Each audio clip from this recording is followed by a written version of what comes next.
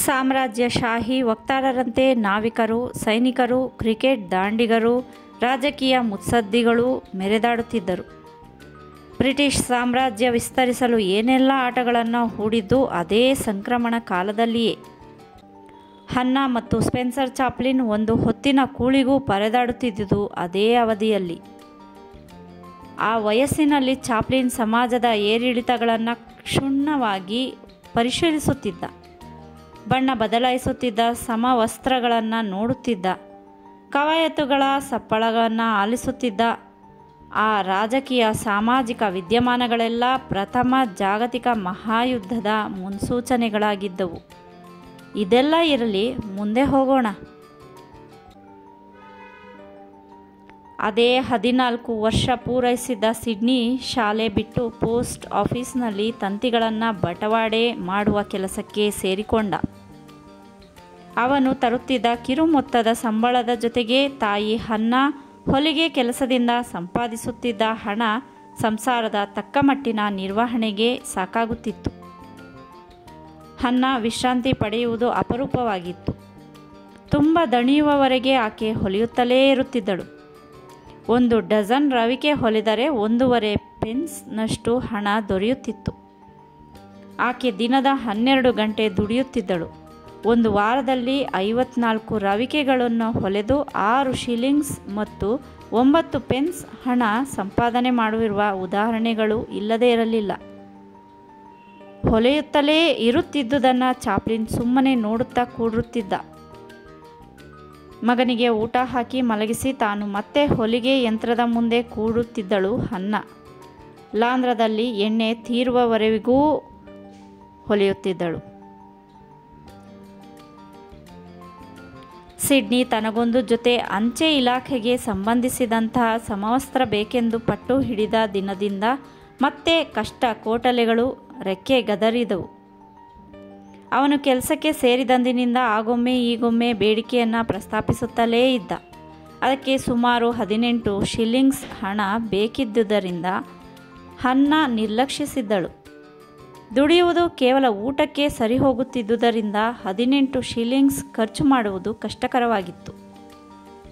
ತನ್ನ ಸಹೋದ್ಯೋಗಿಗಳು ತನ್ನನ್ನು ಹಂಗಿಸುತ್ತಿರುವುದರಿಂದ ಸಮವಸ್ತ್ರವಿಲ್ಲದೆ ನೌಕರಿಗೆ ಹೋಗುವುದು ಕಷ್ಟ ಸಾಧ್ಯವೆಂದು ಹೇಳಿದೊಡನೆಯೇ ಆಕೆ ಎಚ್ಚೆತ್ತಿದ್ದು. ಬಜಾರದಲ್ಲೂ ಆಕೆಗೆ ಸಾಲದ ರೂಪದಲ್ಲಿ ಕೊಡುವವರು ಯಾರೂ ಇರಲಿಲ್ಲ. ಸಮವಸ್ತ್ರದ ಗಡಿಬಿಡಿಯಲ್ಲಿ ಸ್ಪೆನ್ಸರ್ನು ತೊಟ್ಟಿದ್ದ ಹರಿದ ಬಟ್ಟೆಗಳ ಕಡೆಗೆ ಯಾರೂ ಗಮನ ಹರಿಸಲಿಲ್ಲ. ತಾಯಿಯ ಕೈಗಳು ತಲೆ ನೇವರಿಸಿದೊಡನೆ ಚಾಪ್ಲಿನ್ ಹಿಗ್ಗುತ್ತಿದ್ದ. ತಾಯಿಯ ಸಾಮೀಪ್ಯ ಎಲ್ಲದಕ್ಕಿಂತ ದೊಡ್ಡದು ಎಂದು ಭಾವಿಸುತ್ತಿದ್ದ. ಅಹಂಕಾರ ಒಳ್ಳೆಯದಲ್ಲ, ತಗ್ಗಿ ಬಗ್ಗಿ ನಡೆ, ಹಿರಿಯರಿಗೆ ಗೌರವ ಕೊಡು ಎಂದು ಮುಂತಾಗಿ ಹನ್ನಾ ಮಗನಿಗೆ ಬುದ್ಧಿವಾದ ಹೇಳುವಾಗ ಅಪರೂಪದ ಗಾದೆ ಮಾತುಗಳನ್ನು ಬಳಸುತ್ತಿದ್ದಳು. ಒಂದು ದಿನ ಹನ್ನಾ ಬ್ರ್ಯಾಂಪ್ಟನ್ ಆಸ್ಪತ್ರೆಯಿಂದ ವಾಪಸ್ಸು ಬರುತ್ತಿರುವಾಗ ಕೆಲವು ಹುಡುಗರು ದಿಕ್ಕಿಲ್ಲದ ಹೆಂಗಸೋರ್ವಳನ್ನು ಗೋಳು ಹೊಯ್ದುಕೊಳ್ಳುತ್ತಿರುವುದನ್ನು ನುಗುಡು. ವಿಕ್ಟೋರಿಯನ್ ಯುಗದಲ್ಲಿ ಕೆದರಿದ ತಲೆ ಚಿಂದಿ ಬಟ್ಟೆಯುಟ್ಟವರು ಬಾಯಿ ಸತ್ತವರನ್ನು ಕಂಡೊಡನೆ ಗೋಳು ಹೊಯ್ದುಕೊಂಡು ತೃಪ್ತಿಪಡುವುದು ಹುಡುಗರಿಗೆ ಫ್ಯಾಷನ್ ಆಗಿತ್ತು. ಆಕೆಯನ್ನು ಎಲ್ಲೋ ಎಂದೋ ನೋಡಿದಂತಿದೆಯಲ್ಲ ಎಂದು ಒಂದು ಕ್ಷಣ ಯೋಚಿಸಿದ ಹನ್ನಾಳಿಗೆ ಹೊಳೆಯದೇ ಇರಲಿಲ್ಲ. ಕೂಡಲೇ ಹೋಗಿ ಆಕೆಯನ್ನು ಅವರಿಂದ ರಕ್ಷಿಸಿದಳು. ಆಕೆ ಹನ್ನಾಳತ್ತ ಪ್ರಶ್ನಾರ್ಥಕವಾಗಿ ನೋಡಿದಳು. ನಂತರ ಗುರುತಿಸುವ ಪ್ರಯತ್ನ ಮಾಡಿದಳು. ನೀನು ಲಿಲ್ ಅಲ್ವೇ ಎಂದು ಅಪರಿಚಿತೆ ಗುರುತಿಸಿಯೇ ಬಿಟ್ಟಳು. ರಂಗ ಕಲಾವಿದರು ಹನ್ನಾಳನ್ನು ಪ್ರೀತಿಯಿಂದ ಕರೆಯುತ್ತಿದ್ದ ಹೆಸರದು. ಹನ್ನಾ ಎಷ್ಟು ಪ್ರಯತ್ನಿಸಿದರೂ ಆಕೆಯ ಹೆಸರನ್ನು ನೆನಪಿಸಿಕೊಳ್ಳುವುದಾಗಲಿಲ್ಲ. ಕೊನೆಗೆ ಆಕೆಯೇ, ಲಿನ್, ನನ್ನ ಗುರ್ತು ಹತ್ತಲಿಲ್ವೇ ನಿನಗೆ? ನಾನು ಇವಾಲಿಸ್ಟಾಕ್ ಎಂದು ಹೇಳಿದಳು. ಆ ಹೆಸರು ಕಿವಿಗೆ ಬಿದ್ದೊಡನೆ ರಂಗಭೂಮಿಗೆ ಸಂಬಂಧಿಸಿದ ಹಳೆಯ ನೆನಪುಗಳೆಲ್ಲ ಒಮ್ಮೆಗೆ ನುಗ್ಗಿ ಬಂದು ಹನ್ನಾಳನ್ನು ಒಂದು ಕ್ಷಣ ಗಲಿಬಿಲಿಗೊಳಿಸಿದವು. ಆ ದಿನಗಳಲ್ಲಿ ಇವಾಲಿಸ್ಟಾಕ್ಲದು ರಂಗಭೂಮಿಯಲ್ಲಿ ದೊಡ್ಡ ಹೆಸರು. ಇವ ಅದ್ಭುತ ಹಾಗೂ ಪ್ರತಿಭಾವಂತ ನಟಿಯೆಂದು ಹೆಸರಾಗಿದ್ದಳು. ಹನ್ನಾ ಇವ ಪರಸ್ಪರ ಪ್ರೀತಿಯಿಂದ ಆಲಂಗಿಸಿಕೊಂಡರು. ಬೀದಿ ಮಕ್ಕಳಿಗೆ ಇವರ ಈ ಮಿಲನ ತಮಾಷೆಯಾಗಿ ಕಂಡಿತು. ಇವರೀರ್ವರು ಹುಚ್ಚರೇ ಇರಬೇಕೆಂದು ಅವರು ಭಾವಿಸಿರುವಂತಿತ್ತು. ಹಿಂಬಾಲಿಸುವ ಚೇಷ್ಟೆ ಮಾಡುವ ಪ್ರಯತ್ನ ಮಾಡಿದರು. ಹುಡುಗರ ಅಸಭ್ಯ ವರ್ತನೆ ಕಂಡು ಚಾಪ್ಲಿನ್ಗೆ ಸಿಟ್ಟು ಬಂತು. ಅವರನ್ನು ಗದರಿಸಿ ಹಿಮ್ಮೆಟ್ಟಿಸುವ ಪ್ರಯತ್ನ ಮಾಡಿದ. ತಾಯಿ ಗದರಿಸಿ ಅವನನ್ನು ಸುಮ್ಮನಿರಿಸಿದಳು. ಕೆಲವು ಹೆಜ್ಜೆ ನಡೆದ ಮೇಲೆ ಹನ್ನ, ಇವ ನಿಂಗೆ ನನ್ನ ಮಗ ಚಾರ್ಲಿಯ ನೆನಪಿರಬಹುದೇ ಎಂದು ಮಗನನ್ನು ಆಕೆಯ ಮುಂದೆ ನಿಲ್ಲಿಸಿ ಕೇಳಿದಳು. ಓ ಹೌದು. ಇವ ಅವನನ್ನು ನಖಶಿಖ ಅಂತ ನೋಡಿ, ಅರೆ ಹೌದಲ್ಲ, ಎಷ್ಟೊಂದು ಬೆಳೆದಿದ್ದಾನಲ್ಲ ನಿನ್ನ ಮಗ ಚಾರ್ಲಿ. ಇವನು ಚಿಕ್ಕವನಿದ್ದಾಗ ನಾನು ಸದಾ ಎತ್ತಿಕೊಂಡೇ ಇರುತ್ತಿದ್ದೆ ಎಂದು ಬರಸೆಳೆದು ಅಪ್ಪಿಕೊಂಡು ಬೆನ್ನು ನೇವರಿಸಿ ಪ್ರೀತಿ ವ್ಯಕ್ತಪಡಿಸಿದಳು. ಆ ದಿನಗಳ ರಂಗ ಚಟುವಟಿಕೆಗಳಲ್ಲಿ ಇವ ದಿ ಡ್ಯಾಶಿಂಗ್ ಇವ ಲೆಸ್ಟಾಕ್ ಎಂದೇ ಹೆಸರಾಗಿದ್ದಳು. ಇನ್ನೊಬ್ಬರು ಹೊಟ್ಟೆ ಕಿಚ್ಚು ಪಡುವಷ್ಟು ಸುಂದರಿಯಾಗಿದ್ದಳು.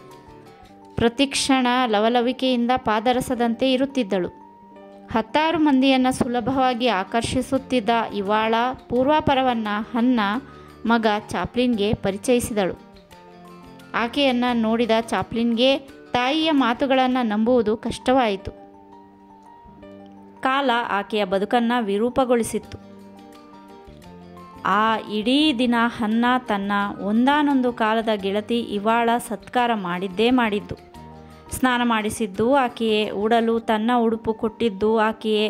ಊಟ ಮಾಡಿದ ನಂತರ ಇವಾಸ್ಟಾಕ್ ಸಿಡ್ನಿಯ ಆರಾಮ್ ಚೇರಿನಲ್ಲಿ ಅನೇಕ ದಿನಗಳ ನಿದ್ದೆಯನ್ನು ಒಮ್ಮೆಗೆ ತೀರಿಸಿಕೊಂಡಳು. ಅವರ ಮನೆಯಲ್ಲಿ 3 ದಿನಗಳಿಗಿಂತ ಹೆಚ್ಚು ಕಾಲ ನಿಲ್ಲಲು ಇವ ಒಪ್ಪಲಿಲ್ಲ. ಅವರ ತಾಪತ್ರಯ ಅರ್ಥ ಮಾಡಿಕೊಂಡ ಆಕೆ 4ನೆಯ ದಿನ ಬೆಳಿಗ್ಗೆ ಅಲ್ಲಿಂದ ಬೀಳ್ಕೊಟ್ಟಳು. ದಿ ಡ್ಯಾಶಿಂಗ್ ಇವ ಲೆಸ್ಟಾಕ್ ಮುಂದೆಂದೂ ಹನ್ನಾಳ ಕಣ್ಣಿಗೆ ಗೋಚರಿಸಲೇ ಇಲ್ಲ. ಹನ್ನ ಪೌನಲ್ನ 3ನೇ ನಂಬರಿನ ಕೋಣೆಯಲ್ಲಿ ಖಾಲಿ ಮಾಡಬೇಕಾಗಿ ಬಂತು. ಮುಂದೆ ಎಲ್ಲಿಗೆ ಹೋಗಿ ವಾಸಿಸುವುದು ಎಂಬ ಚಿಂತೆಯಲ್ಲಿದ್ದ ಆಕೆಯನ್ನು ಶ್ರೀಮತಿ ಟೇಲರ್ ತಮ್ಮದೊಂದು ಮನೆಯಲ್ಲಿ ಬಾಡಿಗೆಗೆ ಇರುವಂತೆ ಆಮಂತ್ರಿಸಿದಳು. ಶ್ರೀಮತಿ ಟೇಲರ್ ಗಿಡ್ಡ ದೇಹದ ಸ್ಥೂಲಕಾಯದ ಅಪ್ಪಟ ಧಾರ್ಮಿಕ ಸ್ವಭಾವದ ಹೆಂಗಸು. ಹನ್ನಾಳಿಗೆ ಆಕೆ ಪರಿಚಯವಾದದ್ದು ಚರ್ಚ್ನಲ್ಲಿ. ಹನ್ನಾಳ ಧಾರ್ಮಿಕ ಮನೋಭಾವ ಆಕೆಗೆ ಹಿಡಿಸಿತ್ತು.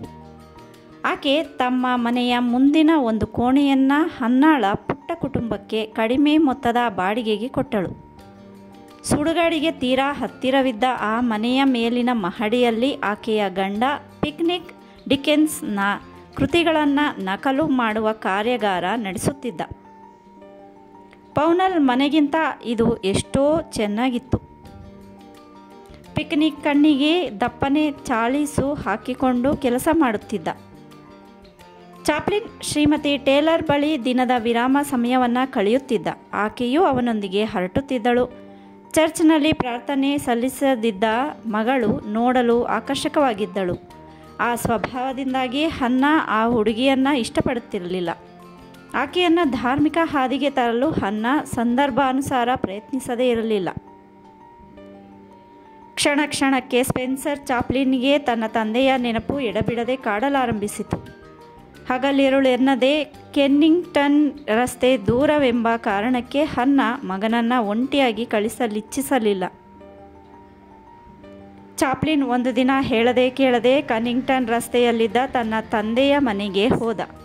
ಬಾಗಿಲು ತೆರೆಯುವಾಗ ಅವನ ಹೃದಯ ಬಡಿತ ಮುಮ್ಮಡಿಗೊಂಡಿತ್ತು.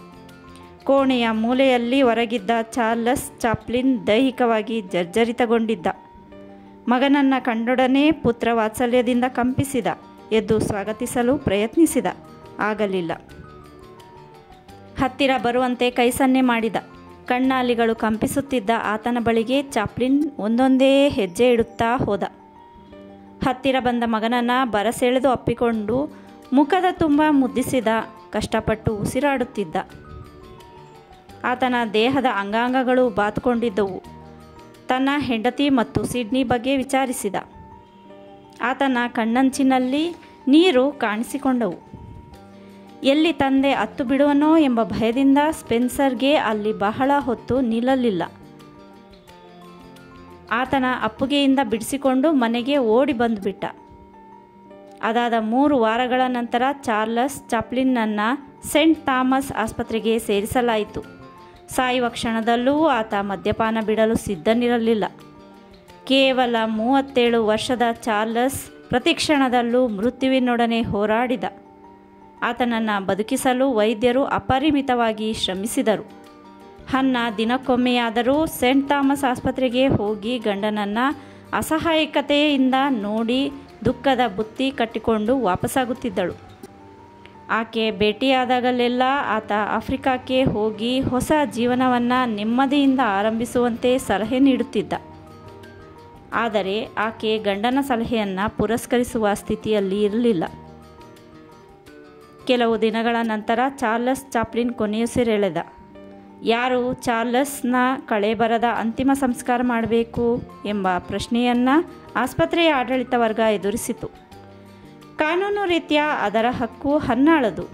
ಆದರೆ ಆಕೆಯ ಬಳಿ ಕಿಲುಬು ಕಾಸು ಇರಲಿಲ್ಲ. ಅಶಕ್ತ ರಂಗ ಕಲಾವಿದರ ಕಲ್ಯಾಣ ನಿಧಿಯ ಸಹಾಯದಿಂದ ಶವ ಸಂಸ್ಕಾರ ನಡೆಸುವ ಬಗ್ಗೆ ಚರ್ಚೆ ನಡೆಯಿತು. ಆದರೆ ಆ ಸಮಯಕ್ಕೆ ಸರಿಯಾಗಿ ಆಫ್ರಿಕಾದಿಂದ ಲಂಡನ್ನಿಗೆ ಬಂದಿದ್ದ ಆಲ್ಬರ್ಟ್ ತನ್ನ ಅಣ್ಣನ ಅಂತಿಮ ಸಂಸ್ಕಾರವನ್ನು ತಾನು ನಡೆಸುವುದಾಗಿ ಹೇಳಿದ. ಚಾರ್ಲಸ್ ಚಾಪ್ಲಿನ್ ಕಳೇಬರದ ಅಂತಿಮ ದರ್ಶನ ಪಡೆಯಲು ನೂರಾರು ಜನ ಸೆಂಟ್ ಥಾಮಸ್ ಆಸ್ಪತ್ರೆ ಬಳಿ ನೆರೆದರು. ನೌಕರಿಯ ಕೆಲಸದ ಒತ್ತಡದಿಂದಾಗಿ ಸಿಡ್ನಿ ಹಾಜರಿರಲಾಗಲಿಲ್ಲ. ಮಗ ಸ್ಪೆನ್ಸರ್ನನ್ನು ಅಪ್ಪಿಕೊಂಡು ಹನ್ನಾ ಗದ್ಗದಿತಳಾದಳು. ಅಲ್ಲದೆ ಲೂಸಿಯಾ ತನ್ನ ಪುಟ್ಟ ಮಗನೊಡನೆ ಮ್ಲಾನವದನಳಾಗಿ ಅಲ್ಲಿ ಹಾಜರಿದ್ದಳು. ಯಾರನ್ನು ಹೇಗೆ ಸಂತೈಸುವುದು ಎಂಬುದಕ್ಕೆ ಅವರೀರ್ವರ ಬಳಿ ಉತ್ತರವಿರಲಿಲ್ಲ. ತನ್ನಣ್ಣನ ಪತ್ನಿಯರೀರ್ವರಿಗೂ ಮುಖತಃ ಪರಿಚಯವಿರದಿದ್ದ ಆಲ್ಬರ್ಟ್ ಶವ ಸಂಸ್ಕಾರದ ಪ್ರತಿಯೊಂದು ಸಿದ್ಧತೆಯನ್ನು ಅಚ್ಚುಕಟ್ಟಾಗಿ ನಿರ್ವಹಿಸಿದ. ಶವಪೆಟ್ಟಿಗೆ ಸ್ಮಶಾನ ತಲುಪುತ್ತಲೇ ಇದ್ದಕ್ಕಿದ್ದಂತೆ ಆಗಸದಿಂದ ಮಳೆ ಸುರಿಯಲಾರಂಭಿಸಿತು. ಎಲ್ಲರೂ ಮಳೆಯಲ್ಲಿ ನೆನೆಯುತ್ತಿರುವಾಗಲೇ ಶವದ ಪೆಟ್ಟಿಗೆಯನ್ನು ಗುಂಡಿಯಲ್ಲಿ ಇಳಿಸಿದರು. ಅದುವರೆಗೆ ಮೌನದಿಂದಿದ್ದ ಸ್ಪೆನ್ಸರ್ ಅದನ್ನು ಕಂಡೊಡನೆ ದುಃಖದ ಕಟ್ಟೆಯೊಡೆದು ಅಳಲಾರಂಭಿಸಿದ. ಅಲ್ಲಿದ್ದ ಪ್ರತಿಯೊಬ್ಬರೂ ತಮ್ಮ ತಮ್ಮ ಕೈಯಲ್ಲಿದ್ದ ಹೂವಿನ ದಂಡೆ ಸುರುಳಿಗಳನ್ನು ಶವದ ಪೆಟ್ಟಿಗೆಯ ಮೇಲಿರಿಸಿ ಅಂತಿಮ ನಮನ ಸಲ್ಲಿಸಿದರು. ತನ್ನತ್ತ ಪ್ರಶ್ನಾರ್ಥಕವಾಗಿ ನೋಡಿದ ಮಗನ ಕೈಗೆ ಕಸೂತಿ ಹೂಗಳಿದ್ದ ಸುಂದರ ಕರವಸ್ತ್ರವನ್ನು ಕೊಡುತ್ತಾ ತಮ್ಮಿಬ್ಬರ ಬಳಿ ಇದಕ್ಕಿಂತ ಹೆಚ್ಚೇನಿದ್ದನೂ ಇಲ್ಲ ಎಂದು ಹೇಳಿದಳು ಹನ್ನಾ. ಗಂಡ ಆಸ್ಪತ್ರೆ ಸೇರಿದಂದಿನಿಂದ ಹೆಚ್ಚಿಗೆ ಕೆಲಸ ಮಾಡಲಾಗಿರಲಿಲ್ಲ. ಕೈ ಖಾಲಿಯಾಗಿತ್ತು. ಸ್ಪೆನ್ಸರ್ ಆ ಕರವಸ್ತ್ರವನ್ನು ತನ್ನ ತಂದೆಯ ಕಳೇಬರವಿದ್ದ ಪೆಟ್ಟಿಗೆ ಮೇಲಿರಿಸಿ ಅಂತಿಮ ನಮನ ಸಲ್ಲಿಸಿದ. ಶವ ಸಂಸ್ಕಾರದ ಎಲ್ಲ ವಿಧಿಗಳನ್ನು ಪೂರೈಸಿಕೊಂಡು ತಾಯಿ ಮತ್ತು ಮಗ ಹೆಜ್ಜೆಗೊಂದೊಂದು ಹನಿ ಕಣ್ಣೀರು ಸುರಿಸುತ್ತಾ ಮನೆಗೆ ವಾಪಸ್ಸಾದರು. ಆಯಾಸ ಮತ್ತು ಹಸಿವಿನಿಂದ ನಲುಗಿದ್ದ ಅವರು ಊಟ ಮಾಡಲು ಮನೆಯಲ್ಲಿ ಕೈಯಲ್ಲಿ ಕಿಲುಬು ಕಾಸು ಇರಲಿಲ್ಲ. ಸಿಡ್ನಿಯ ಆದಾಯ ಅವಧಿಗೆ ಮೊದಲೇ ಖರ್ಚಾಗಿತ್ತು. ಹೊಟ್ಟೆ ತಾಳ ಹಾಕುತ್ತಿದ್ದರೂ ಸ್ಪೆನ್ಸರ್ ಬಾಯಿ ಬಿಟ್ಟು ಕೇಳುವ ಸ್ಥಿತಿಯಲ್ಲಿ ಇರಲಿಲ್ಲ. ತಾಯಿಯ ಪರಿಸ್ಥಿತಿ ಅರ್ಥ ಮಾಡಿಕೊಂಡ ಮಗ ಅಸಹಾಯಕತೆಯಿಂದ ಒದ್ದಾಡಿದ.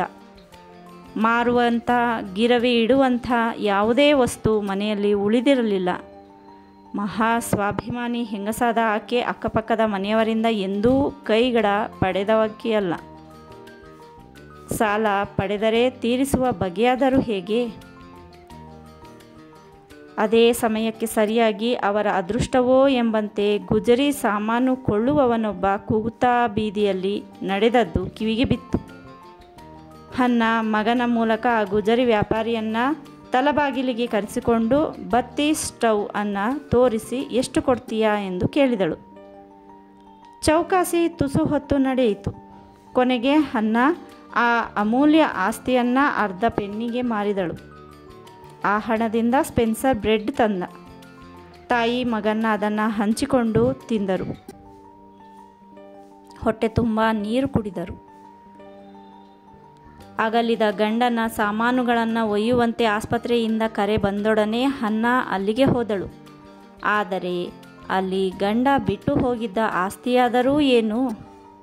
ರಕ್ತದ ಕಲೆಗಳಿದ್ದ ಸೂಟ್, ಒಂದು ಚಡ್ಡಿ, ಒಂದು ಶರ್ಟ್, ಒಂದು ಕಪ್ಪು ಬಣ್ಣದ ಟೈ, ಮೂಲ ಬಣ್ಣ ಕಳೆದುಕೊಂಡಿದ್ದ ಒಂದು ಜೊತೆ ಸವಕಲು ಬೂಟುಗಳು. ಇವಕ್ಕಿಂತ ಹೆಚ್ಚಿನ ಬೆಲೆ ಬಾಳುವ ವಸ್ತುಗಳು ಯಾವುವೂ ಅಲ್ಲಿ ಇರಲಿಲ್ಲ.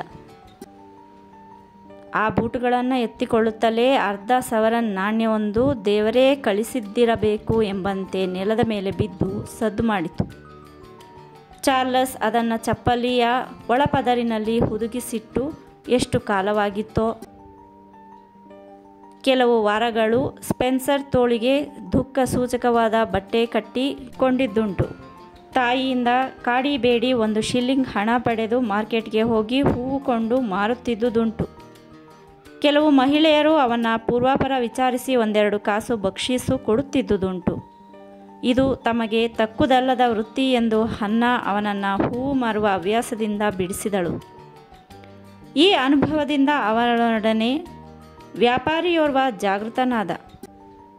ಅದರಿಂದಾಗಿ ಅವನು ಶಾಲೆಗೆ ಚಕ್ಕರ್ ಕೊಟ್ಟು ಒಂದಲ್ಲ ಒಂದು ಕೆಲಸ ಮಾಡಿದ.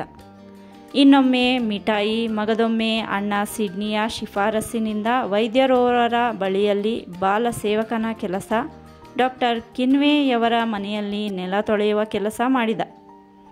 ಅಲ್ಲಿಂದ ಅವನು VR ಸ್ಮಿತ್ ಮತ್ತು ಅವನ ಮಗನ ಸೇವೆ ಮಾಡುವ ಕೆಲಸಕ್ಕೆ ಸೇರಿಕೊಂಡ. ಅವನಿಗೇನೋ ತನ್ನ ವಯಸ್ಸಿಗೆ ಮೀರಿದ ಕೆಲಸಗಳನ್ನು ನಿರ್ವಹಿಸುವ ಮಹದಾಸೆ ಇತ್ತು. ಆದರೆ ಕಿರಿಯನೆಂಬ ಕಾರಣದಿಂದ ಅವನನ್ನು ದೂರ ಇಡುತ್ತಿದ್ದರು. ತಾನು ತನ್ನ ವಯಸ್ಸಿಗೂ ಮೀರಿದ ಎಂಥ ಕೆಲಸಗಳನ್ನೂ ಮಾಡಬಲ್ಲೆ ಎಂದವನ್ನು ಮಾಡಿ ತೋರಿಸಿ ವಾರಕ್ಕೆ 12 ಶಿಲ್ಲಿಂಗ್ವರೆಗೆ ಸಂಪಾದಿಸುತ್ತಿದ್ದ ಉದಾಹರಣೆಗಳು ಬಹಳ ಇದ್ದವು. ಬೆಳಗಿನ ಚಳಿಯಲ್ಲಿಯೇ ಕೆಲಸಕ್ಕೆ ಹೊರಡುತ್ತಿದ್ದ ಪರಿಣಾಮವಾಗಿ ಅವನು ಇನ್ಫ್ಲೂಯೆನ್ಸ್ದಿಂದ ನರಳತೊಡಗಿದ. ಹನ್ನ ಮಗನನ್ನು ಒತ್ತಾಯದಿಂದ ಕೆಲಸಗಳಿಂದ ದೂರವಿರಿಸಿದಳು. ಆಗಲೇ 16 ವರ್ಷ ದಾಟಿದ್ದ ಸಿಡ್ನಿ ಪ್ರಯಾಣಿಕರ ಹಡಗಿನಲ್ಲಿ ಕೆಲಸ ಮಾಡುತ್ತಾ 2 ಪೌಂಡ್ಗಿಂತ ಹೆಚ್ಚು ಹಣವನ್ನು ಸಂಪಾದಿಸಿ ಕಳುಹಿಸುತ್ತಿದ್ದ. ಆದರೆ ಅವನು ಮನೆಗೆ ಬರುತ್ತಿದ್ದುದು ಅಪರೂಪವಾಗಿತ್ತು. ಹಬ್ಬ ಹರಿದಿನಗಳಲ್ಲಿ ಮಾತ್ರ ಬಂದಾಗಲೆಲ್ಲ ಅವನು ತನ್ನ ಪ್ರೀತಿಯ ತಮ್ಮನಿಗೆ ಸಿಗುವಂತೆ ಒಂದಿಷ್ಟು ಹಣವನ್ನು ಹಾಸಿಗೆ ಮೇಲೆ ಇರಿಸುತ್ತಿದ್ದ. ಆ ಹಣದೊಡನೆ ಮನಸ್ಸೇಚ್ಛೆ ಆಟವಾಡುತ್ತಿದ್ದ ಚಾಪ್ಲಿನ್ ಅದನ್ನು ಖರ್ಚು ಮಾಡುವ ಗೋಜಿಗೆ ಮಾತ್ರ ಹೋಗುತ್ತಿರಲಿಲ್ಲ. ಆದ್ದರಿಂದ ಅವನು ತಾಯಿ ಮತ್ತು ಅಣ್ಣನಿಂದ ಜಿಪುಣ ಎಂದು ಕರೆಸಿಕೊಳ್ಳುತ್ತಿದ್ದ. ಅಣ್ಣನ ಸಂಪಾದನೆಯಿಂದಾಗಿ ಕಳೆದ ಬೇಸಿಗೆಗಿಂತ ಈ ಸಾಲಿನ ಬೇಸಿಗೆ ಹೆಚ್ಚು ಆಹ್ಲಾದಕರವಾಗಿತ್ತು. ಸಾಕಷ್ಟು ಐಸ್ ಕ್ರೀಮ್, ಕೇಕ್ ತಿನ್ನಲು ಸಾಧ್ಯವಾದದ್ದು ಇದೇ ಬೇಸಿಗೆಯಲ್ಲಿಯೇ. ತಮ್ಮನನ್ನು ಸಂತೋಷದಿಂದಿಡಲು ಸಿಡ್ನಿ ಪ್ರಯತ್ನಿಸುತ್ತಿದ್ದ. ಮುಂದೆ ಕೂಡಿಸಿಕೊಂಡು ತನ್ನ ಸಮುದ್ರಯಾನ ಅವಧಿಯಲ್ಲಿ ನಡೆದ ಅನೇಕ ಸಂಗತಿಗಳನ್ನು ಸೃಜನಶೀಲವಾಗಿ ವರ್ಣಿಸುತ್ತಿದ್ದ. ಅವನು ತನ್ನ ಜೇಬಿನಲ್ಲಿ ಹಣ ಮುಗಿದೊಡನೆ ಮತ್ತೆ ನೌಕರಿಗೆ ಮರಳಿ ಬಿಡುತ್ತಿದ್ದ. ಆಗ ಅವನು ತಾನು ಮಾಲೀಕರಿಂದ ಮುಂಗಡ ರೂಪದಲ್ಲಿ ಪಡೆದಿರುತ್ತಿದ್ದ ಹಣವನ್ನು ತಾಯಿಯ ಕೈಗಿರಿಸದೇ ಇರುತ್ತಿರಲಿಲ್ಲ. ಆ 35 ಶಿಲ್ಲಿಂಗ್ಸ್ ಹಣದಲ್ಲಿ 3 ವಾರಗಳ ಕಾಲ ಸಂಸಾರ ನಡೆಸುವುದು ಕಷ್ಟವಾಗುತ್ತಿತ್ತು. ಆದ್ದರಿಂದ ಹನ್ನ ಹೊಲಿಗೆ ಕೆಲಸ ಮಾಡದೆ ಬೇರೆ ದಾರಿಯೇ ಇರಲಿಲ್ಲ. ಮತ್ತೆ ಮುಂದೊಂದು ದಿನ ಆರ್ಥಿಕ ಸಮಸ್ಯೆ ಮರುಕಳಿಸಿ ತನ್ನ ಭೀಕರ ಪ್ರತಾಪ ತೋರಿಸಲಾರಂಭಿಸಿತು. ಅಂದು ಶನಿವಾರದ ಬೆಳಗ್ಗೆ ತಿನ್ನಲು ಮನೆಯಲ್ಲಿ ಏನೂ ಇರಲಿಲ್ಲ. ಚಾಪ್ಲಿನ್ಗೆ ಒಂದು ಯೋಚನೆ ಹೊಳೆಯಿತು. ಮನೆಯಲ್ಲಿರುವ ಹಳೆ ಬಟ್ಟೆ ಬರೆಯನ್ನೆಲ್ಲ ಒಯ್ದು ಏಕೆ ಮಾರಿ ಹಣ ಸಂಪಾದಿಸಬಾರದೆಂದುಕೊಂಡ. ತಾಯಿ ಬಳಿ ಪ್ರಸ್ತಾಪಿಸಿದ. ತತ್ಕ್ಷಣ ತಲೆದೋರಿರುವ ಸಮಸ್ಯೆ ನಿವಾರಣಾರ್ಥವಾಗಿ ಅವನ ಸಲಹೆಯನ್ನು ಒಲ್ಲದ ಮನಸ್ಸಿನಿಂದ ಒಪ್ಪಿಕೊಂಡಳು. ಚಾಪ್ಲಿನ್ ಉತ್ಸಾಹದಿಂದ ಹಳೆ ಬಟ್ಟೆ ಬರೆಗಳನ್ನೆಲ್ಲ ಗಂಟು ಕಟ್ಟಿಕೊಂಡು ನ್ಯೂವಿಂಗ್ಟನ್ ಕಡೆ ಓಡಿದ. ಅಲ್ಲಿ ಗಂಟು ಬಿಚ್ಚಿ ಒಂದೊಂದನ್ನು ಹಿಡಿದು ಪ್ರದರ್ಶಿಸುತ್ತಾ ಆಕರ್ಷಕ ಧ್ವನಿಯಿಂದ ಕೂಗುತ್ತಾ ಗಿರಾಕಿಗಳನ್ನು ಆಕರ್ಷಿಸುವಲ್ಲಿ ಯಶಸ್ವಿಯಾದ. ಅವನ ಹಾವಭಾವ, ಆಕರ್ಷಕ ಭಂಗಿ, ಧ್ವನಿ ಇತ್ಯಾದಿ ಕಾರಣಗಳಿಂದಾಗಿ ಜನ ಗುಂಪುಗೂಡುತ್ತಿದ್ದರು. ಕೆಲವರು ಚೌಕಾಸಿ ಮಾಡುತ್ತಿದ್ದರು. ಕೆಲವರು ತಮ್ಮ ಜೇಬಿಯಲ್ಲಿರುವ ಹಣವಿರದಿದ್ದರೂ ಬೆಲೆ ಕೇಳುತ್ತಿದ್ದರು. ಕಳಪೆ ದರ್ಜೆಯ ಹಳೆ ಉಡುಪುಗಳು ನಿರೀಕ್ಷಿಸಿದಂತೆ ಮಾರಾಟವಾಗಲಿಲ್ಲ. ಎದುರುಗಡೆ ಇದ್ದ ಆಭರಣದಂಗಡಿಯಿಂದ ರಷ್ಯನ್ ಒಬ್ಬ ಬಂದು ಚಾಪ್ಲಿನ್ನ ವ್ಯವಹಾರ ಕುಶಲತೆಯನ್ನು ಪ್ರಶಂಸಿಸಿದ. ಕಾಲುಗಳಿಗೆ ರಕ್ಷಣಾರ್ಥವಾಗಿ ಸುತ್ತುವ ಬಟ್ಟೆ ಸಹಿತ ಅನೇಕ ಉಡುಪುಗಳನ್ನು ಮಾರಾಟ ಮಾಡುವಲ್ಲಿ ಯಶಸ್ವಿಯಾದ. ನೆಮ್ಮದಿಯಿಂದ ಹಣದೊಂದಿಗೆ ಮನೆಗೆ ಮರಳಿದ. ತನಗಾಗಿ ಕಾಯುತ್ತಿದ್ದ ತಾಯಿಗೆ ಹಣ ಒಪ್ಪಿಸಿ ಮಾರಾಟದ ಅನುಭವವನ್ನು ಹಂಚಿಕೊಂಡ. ಬಾಡಿಗೆ ಕಾರಣದಿಂದ ಹಣದ ಅಡಚಣೆಯಿಂದ ಹನ್ನ ಮಗನೊಂದಿಗೆ ಮತ್ತೆ ಪೌನೆಲ್ನ 3ನೇ ನಂಬರಿನ ಮನೆಗೆ ವಾಪಸ್ಸಾಗಬೇಕಾಗಿ ಬಂತು. ಆ ವಯಸ್ಸಿಗೆ ಸಾಕಷ್ಟು ವ್ಯಾವಹಾರಿಕ ನೈಪುಣ್ಯತೆ ಸಂಪಾದಿಸಿದ ಚಾಪ್ಲಿನ್ ಕೆನಿಂಗ್ಟನ್ ರಸ್ತೆಯಲ್ಲಿ ಮುದುಕನ ಪರಿಚಯ ಮಾಡಿಕೊಂಡ. ತಾವು ತಯಾರಿಸುತ್ತಿದ್ದ ಗೊಂಬೆಗಳನ್ನು, ಆಟದ ಆಟಿಕೆಗಳನ್ನು ಹೊತ್ತು ಊರಿಂದ ಊರಿಗೆ ಮಾರುವ ಕೆಲಸಕ್ಕೆ ಚಾಪ್ಲಿನ್ನನ್ನು ನಿಯೋಜಿಸಿದರು. ಆ ಕೆಲಸದಿಂದ ಚಾಪ್ಲಿನ್ ಒಂದಿಷ್ಟು ಸಂಪಾದಿಸುವುದು ಸಾಧ್ಯವಾಯಿತು. ಜೊತೆಗೆ ಆ ಸಾಮಾನುಗಳನ್ನು ತಯಾರಿಸುವ ಬಗೆಯನ್ನೂ ಕಲಿತುಕೊಂಡ. ಮುದುಕ ಮತ್ತು ಆತನ ಮಗ ಅಲ್ಲಿಂದ ಹೊರಟು ಹೋದ ಮೇಲೂ ಚಾಪ್ಲಿನ್ ಕಡಿಮೆ ಬಂಡವಾಳ ಹೂಡಿ ವಾರೊಪ್ಪತ್ತಿನಲ್ಲಿ 3 ಡಜನ್ ನಾವೆಗಳನ್ನು ತಯಾರಿಸಿ ಉತ್ತಮ ಬೆಲೆಗೆ ಮಾರಿದ. ಈ ನಡುವೆ ತಾಯಿಯೊಡನೆ ತಾನು ತನ್ನ ತಾತನನ್ನು ನೋಡಬೇಕಾಗಿ ಬಂತು. ಆತ ತುಂಬ ವೃದ್ಧನಾಗಿದ್ದ. ಕೆಲಸ ಮಾಡುವಷ್ಟು ಶಕ್ತಿ ದೇಹದಲ್ಲಿ ಉಳಿದಿರಲಿಲ್ಲ. ಕೈಗಳು ಸಾಕಷ್ಟು ಬಾತುಕೊಂಡಿದ್ದವು. ಚಾಪ್ಲಿನ್ಗೆ ಆತ ವ್ಯಾಕರಣದ ಬಗ್ಗೆ ಹೇಳಿಕೊಡುತ್ತಿದ್ದುದು ನೆನಪಾಗಿ ದುಃಖವಾಯಿತು. ಸಂಧಿವಾತ ರೋಗ ಉಲ್ಬಣಗೊಂಡು ಆತ ಆಸ್ಪತ್ರೆ ಸೇರಿದ್ದ. ಮಗಳು ಮತ್ತು ಮೊಮ್ಮಗನ ಯೋಗಕ್ಷೇಮ ವಿಚಾರಿಸಿದ. ಅಸಹಾಯಕತೆಯಿಂದ ಕಂಪಿಸಿದ. ತಾಯಿ ದಿನಕ್ಕೊಮ್ಮೆಯಾದರೂ ಆಸ್ಪತ್ರೆಗೆ ಹೋಗಿ ತಂದೆಯ ಆರೋಗ್ಯ ಪರಾಂಬರಿಸುತ್ತಿದ್ದಳು. ಆ ಮುದುಕ ತಾನು ತಿನ್ನದೇ ತೆಗೆದಿಟ್ಟ ಮೊಟ್ಟೆಗಳನ್ನು ಮಗಳ ಸಂಗಡ ಗುಟ್ಟಾಗಿ ಕಳಿಸುತ್ತಿದ್ದ. ಇದರಿಂದ ಆಹಾರ ಸಮಸ್ಯೆ ಎಷ್ಟೋ ಕಡಿಮೆಯಾಯಿತು.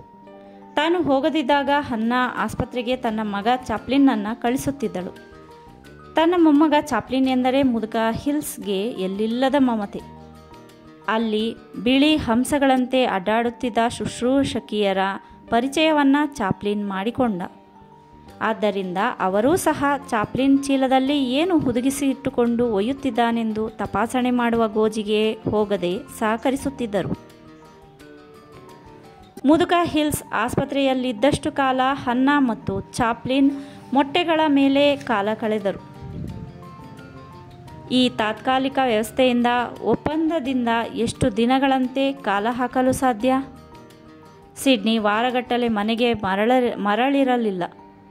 ಇಂದು ಬಂದಾನು ನಾಳೆ ಬಂದಾನು ಎಂದು ವಾರ ದಿನಮಾನ ಕಾದೂ ಕಾದು ನಿರಾಶಳಾಗಿ ಅವನು ಮಾಡುತ್ತಿದ್ದ ಕೆಲಸ ವಿಳಾಸಕ್ಕೆ ಪತ್ರ ಬರೆದು ಹಾಕಿದಳು. ಕೆಲವು ದಿನಗಳಲ್ಲಿ ಸಿಡ್ನಿ ಸಂಧಿವಾತದ ಕಾರಣದಿಂದ ದೂರದ ಕೇಪ್ ಟೌನಿನ ಆಸ್ಪತ್ರೆಯಲ್ಲಿ ಚಿಕಿತ್ಸೆ ಪಡೆಯುತ್ತಿದ್ದನೆಂದು ವರ್ತಮಾನ ಬಂತು. ಆ ಸುದ್ದಿ ತಿಳಿದು ಹನ್ನ ಹೌಹಾರಿದಳು, ದುಃಖಿಸಿದಳು. ಹೋಗಿ ನೋಡಿಕೊಂಡು ಬರಬೇಕೆಂದರೆ ಅದೇನು ಹತ್ತಿರದ ಪಟ್ಟಣವಲ್ಲ. ದುಃಖ ಮತ್ತು ನಿರಾಶೆ, ಹತಾಶೆಯ ನಡುವೆಯೂ ಆಕೆ ಹೊಲಿಗೆ ಕೆಲಸವನ್ನು ತೀವ್ರಗೊಳಿಸಿದಳು. ಅದೃಷ್ಟವಶಾತ್ ಚಾಪ್ಲಿನ್ ಶಾಲೆಯ ವಿರಾಮದ ಸಮಯದಲ್ಲಿ ಕುಟುಂಬವೊಂದರ ಮಕ್ಕಳಿಗೆ ಡ್ಯಾನ್ಸ್ ಕಲಿಸುವ ಕೆಲಸಕ್ಕೆ ನೇಮಕಗೊಂಡ. ಅದರಿಂದ ವಾರಕ್ಕೆ 5 ಶಿಲ್ಲಿಂಗ್ ಸಂಭಾವನೆ ದೊರಕುತ್ತಿತ್ತು. ವಿಧಿ ಹನ್ನಾಳ ಕುಟುಂಬದಲ್ಲಿ ಹಾವು ಏಣಿ ಆಟ ಆಡುತ್ತಿದ್ದ ಅವಧಿಯಲ್ಲಿಯೇ ಐರಿಷ್ ಹಾಸ್ಯ ನಟಿ ಶ್ರೀಮತಿ ಮೆಕಾರ್ಥಿ ಲಂಡನ್ನಿನ ಕೆನಿಂಗ್ಟನ್ ರಸ್ತೆಯಲ್ಲಿದ್ದ ಒಂದು ಮನೆಯನ್ನು ಬಾಡಿಗೆ ಹಿಡಿದು ವಾಸ ಮಾಡತೊಡಗಿದಳು. ಆಕೆ ಹನ್ನಾಳ ಹಳೆಯ ಸ್ನೇಹಿತೆ. ಆಕೆಯ ಪತಿ ವಾಲ್ಟರ್ ಮೆಕಾರ್ಥಿ ಲೆಕ್ಕ ಪರಿಶೋಧಕನೆಂದು ಹೆಸರು ಮಾಡಿದ್ದ. ಅವರು ಯಾವಾಗ ಬಂದು ಅಲ್ಲಿ ನೆಲೆಗೊಂಡಿದ್ದರೋ ಏನೋ, ಅದು ಗೊತ್ತಾದದ್ದು ಅವರು ಪ್ರದರ್ಶನ ನೀಡಿದ ನಂತರವೇ. ಅವರಿಗೆ ವಾಲ್ಲಿ ಮೆಕಾರ್ಥಿ ಎಂಬ ಮಗನಿದ್ದ.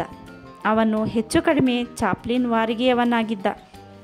ಕೆನಿಂಗ್ಟನ್ ವಾಲ್ಟನ್ ಬಿಲ್ಡಿಂಗಿನಲ್ಲಿ ವಾಸಕ್ಕಿದ್ದ ಅವರಲ್ಲಿಗೆ ಆಗಾಗ್ಗೆ ಹೋಗಿ ಚಾಪ್ಲಿನ್ ವಾಲ್ಲಿಯೊಂದಿಗೆ ಆಡಿಕೊಳ್ಳುತ್ತಿದ್ದ. ಆದರೆ ಆರ್ಥಿಕ ಸಂಕಷ್ಟದಲ್ಲಿದ್ದ ಹನ್ನ ಅವರನ್ನು ಭೇಟಿ ಮಾಡುತ್ತಿದ್ದುದು ತುಂಬ ಕಡಿಮೆ ಎಂದೇ ಹೇಳಬೇಕು. ಸಿಡ್ನಿಯಿಂದ ಯಾವುದೇ ಸಮಾಚಾರ ಅದುವರೆವಿಗೂ ಬಾರದಿದ್ದುದರಿಂದ ಹನ್ನ ಮಂಕಾಗಿ ಕಿಟಕಿ ಗಭಿಮುಖವಾಗಿ ಶೂನ್ಯದ ಕಡೆ ದೃಷ್ಟಿ ನೆಟ್ಟು ಹೊತ್ತು ಗೊತ್ತಿಲ್ಲದೆ ಕೂತು ಬಿಡುತ್ತಿದ್ದಳು. ಹೊಲಿಗೆ ಕೆಲಸವನ್ನೂ ಏಕಾಗ್ರತೆಯಿಂದ ಆಕೆಗೆ ಮಾಡಲಾಗುತ್ತಿರಲಿಲ್ಲ. ಕರಾರುವಕ್ಕಾದ ಅಳತೆ ಲೆಕ್ಕಿಸದೆ ಹೊಲಿದು ಗಿರಾಕಿಗಳ ಸಿಟ್ಟಿಗೆ ತುತ್ತಾಗತೊಡಗಿದಳು. ಇದರಿಂದ ಕ್ರಮೇಣ ಹೊಲಿಗೆ ಕೆಲಸವೂ ನಿಂತುಬಿಟ್ಟಿತು. ಇಂಥ ಪರಿಸ್ಥಿತಿಯಲ್ಲಿ ಶ್ರೀಮತಿ ಮೆಕಾರ್ಥಿ ಒಂದು ದಿನ ಅಕಾಲ ಮರಣಕ್ಕೆ ತುತ್ತಾದಳು. ಕೆಲವು ದಿನಗಳಿಂದ ಆಕೆಯ ಆರೋಗ್ಯ ಪರಿಸ್ಥಿತಿ ಸರಿ ಇರಲಿಲ್ಲ. ವಿಧುರನಾಗಿರುವ ವಾಲ್ಟರ್ ಮೆಕಾರ್ಥಿ ತನ್ನ ತಾಯಿಯನ್ನು ಪುನರ್ ಮದುವೆಯಾದಲ್ಲಿ ಎಷ್ಟು ಚೆನ್ನಾಗಿರುತ್ತದೆ ಎಂಬ ಆಲೋಚನೆ ಚಾಪ್ಲಿನ್ನ ತಲೆಯಲ್ಲಿ ಒಮ್ಮೆ ಸುಳಿದು ಹೋಯಿತು. ಅವರಿಬ್ಬರೂ ಮದುವೆಯಾದಲ್ಲಿ ತನ್ನ ಮತ್ತು ತನ್ನ ಗೆಳೆಯ ವಾಲ್ಲಿ ಮೆಕಾರ್ಥಿಯ ಸ್ನೇಹಕ್ಕೆ ಒಂದು ಅಪೂರ್ವ ತಿರುವು ಸಿಗುತ್ತದೆ. ಎಲ್ಲರೂ ಒಟ್ಟಿಗೆ ವಾಸಿಸಬಹುದು. ತನ್ನ ತಾಯಿ ಸದಾ ಕಾಲ ಸುಖವಾಗಿರುತ್ತಾಳೆ. ಇತ್ಯಾದಿ ಇತ್ಯಾದಿ ಕಾರಣಗಳನ್ನು ಅನುಕ್ರಮವಾಗಿ ಜೋಡಿಸಿ ಪ್ರಪಂಚ ನೋಡಿದವನಂತೆ, ಮಾನವ ಬದುಕಿನ ಕಷ್ಟ ಸುಖ ತಿಳಿದವನಂತೆ, ಹಣ್ಣು ಮುದುಕನಂತೆ ಯೋಚಿಸಿದ ಚಾಪ್ಲಿನ್. ಶ್ರೀಮತಿ ಮೆಕಾರ್ಥಿಯವರ ಅಂತ್ಯ ಸಂಸ್ಕಾರ ಮುಗಿದ ನಂತರ ಸೂಕ್ತ ಸಮಯ ನೋಡಿ ತಾಯಿ ಎದುರು ಇದನ್ನು ಸೂಚ್ಯವಾಗಿ ಪ್ರಸ್ತಾಪಿಸಿದ. ಅದನ್ನು ಕೇಳಿ ಆಕೆ ಹುಸಿನಗೆಯಲ್ಲಿ ತೇಲಿಸಿಬಿಟ್ಟಳು. ಆದರೆ ಮಗನಾಡಿದ ಆ ಮಾತು ಆಕೆಯ ಹೃದಯದಲ್ಲಿ ಚಂಡಮಾರುತವನ್ನೆಬ್ಬಿಸಿತು. ಬೇಸಿಗೆ ಕಾಲ ತೀರ ಹತ್ತಿರದಲ್ಲೇ ಇತ್ತು.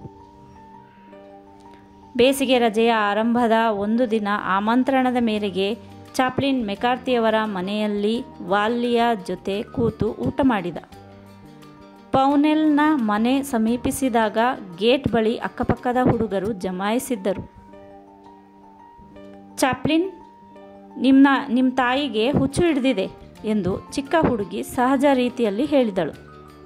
ಆಕೆಯ ಮಾತುಗಳು ಮುಖದ ಮೇಲೆ ಅಪ್ಪಳಿಸಿದವು. ಏನು ನೀನು ಹೇಳ್ತಿರೋದು? ಆಕೆಯ ಮಾತುಗಳನ್ನು ನಂಬಲಿಕ್ಕಾಗಲಿಲ್ಲ. ಆಕೆ ಹೇಳ್ತಿರೋದು ನಿಜ ಎಂದ ಇನ್ನೊಬ್ಬ.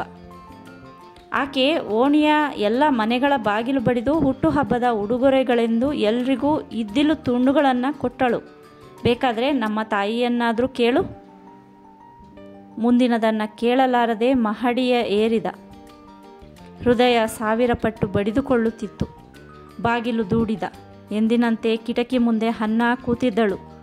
ಮೆಲ್ಲಗೆ ಕತ್ತು ಹೊರಳಿಸಿ ಮಗನ ಕಡೆ ನೋಡಿದಳು. ಆಕೆಯ ಮುಖ ನಿಸ್ತೇಜಗೊಂಡಿತ್ತು. ಅಮ್ಮ, ಚಾಪ್ಲಿನ್ ಆರ್ತತೆಯಿಂದ ಕೂಗಿದ. ಏನು? ನಿರ್ವಿಕಾರ ಚಿತ್ತದಿಂದ ಭೌತಿಕ ಪ್ರಪಂಚದಿಂದ ದೂರ ಸರಿದಿರುಳುವವಳಂತೆ ಕೇಳಿದಳು ಹನ್ನ. ಚಾಪ್ಲಿನ್ ಒಮ್ಮೆಗೆ ಜಿಗಿದು ಆಕೆಯ ಮೊಣಕಾಲ ಮೇಲೆ ತಲೆ ಇರಿಸಿ ಬಿಕ್ಕಿ ಬಿಕ್ಕಿ ಅತ್ತ. ಅಲ್ಲಿ ಅಲ್ಲಿ ಎಂದು ಅಸ್ಪಷ್ಟವಾಗಿ ಏನನ್ನೋ ಹೇಳಲು ಪ್ರಯತ್ನಿಸಿದಳು. ಮೃದುವಾಗಿ ತಲೆ ತಟ್ಟಿದಳು. ಏನಾಯ್ತಪ್ಪ? ನಿನ್ನ ಆರೋಗ್ಯ ಸರಿಯಿಲ್ಲ. ಮುಖ ತಗ್ಗಿಸಿ ಬಿಕ್ಕಿದ.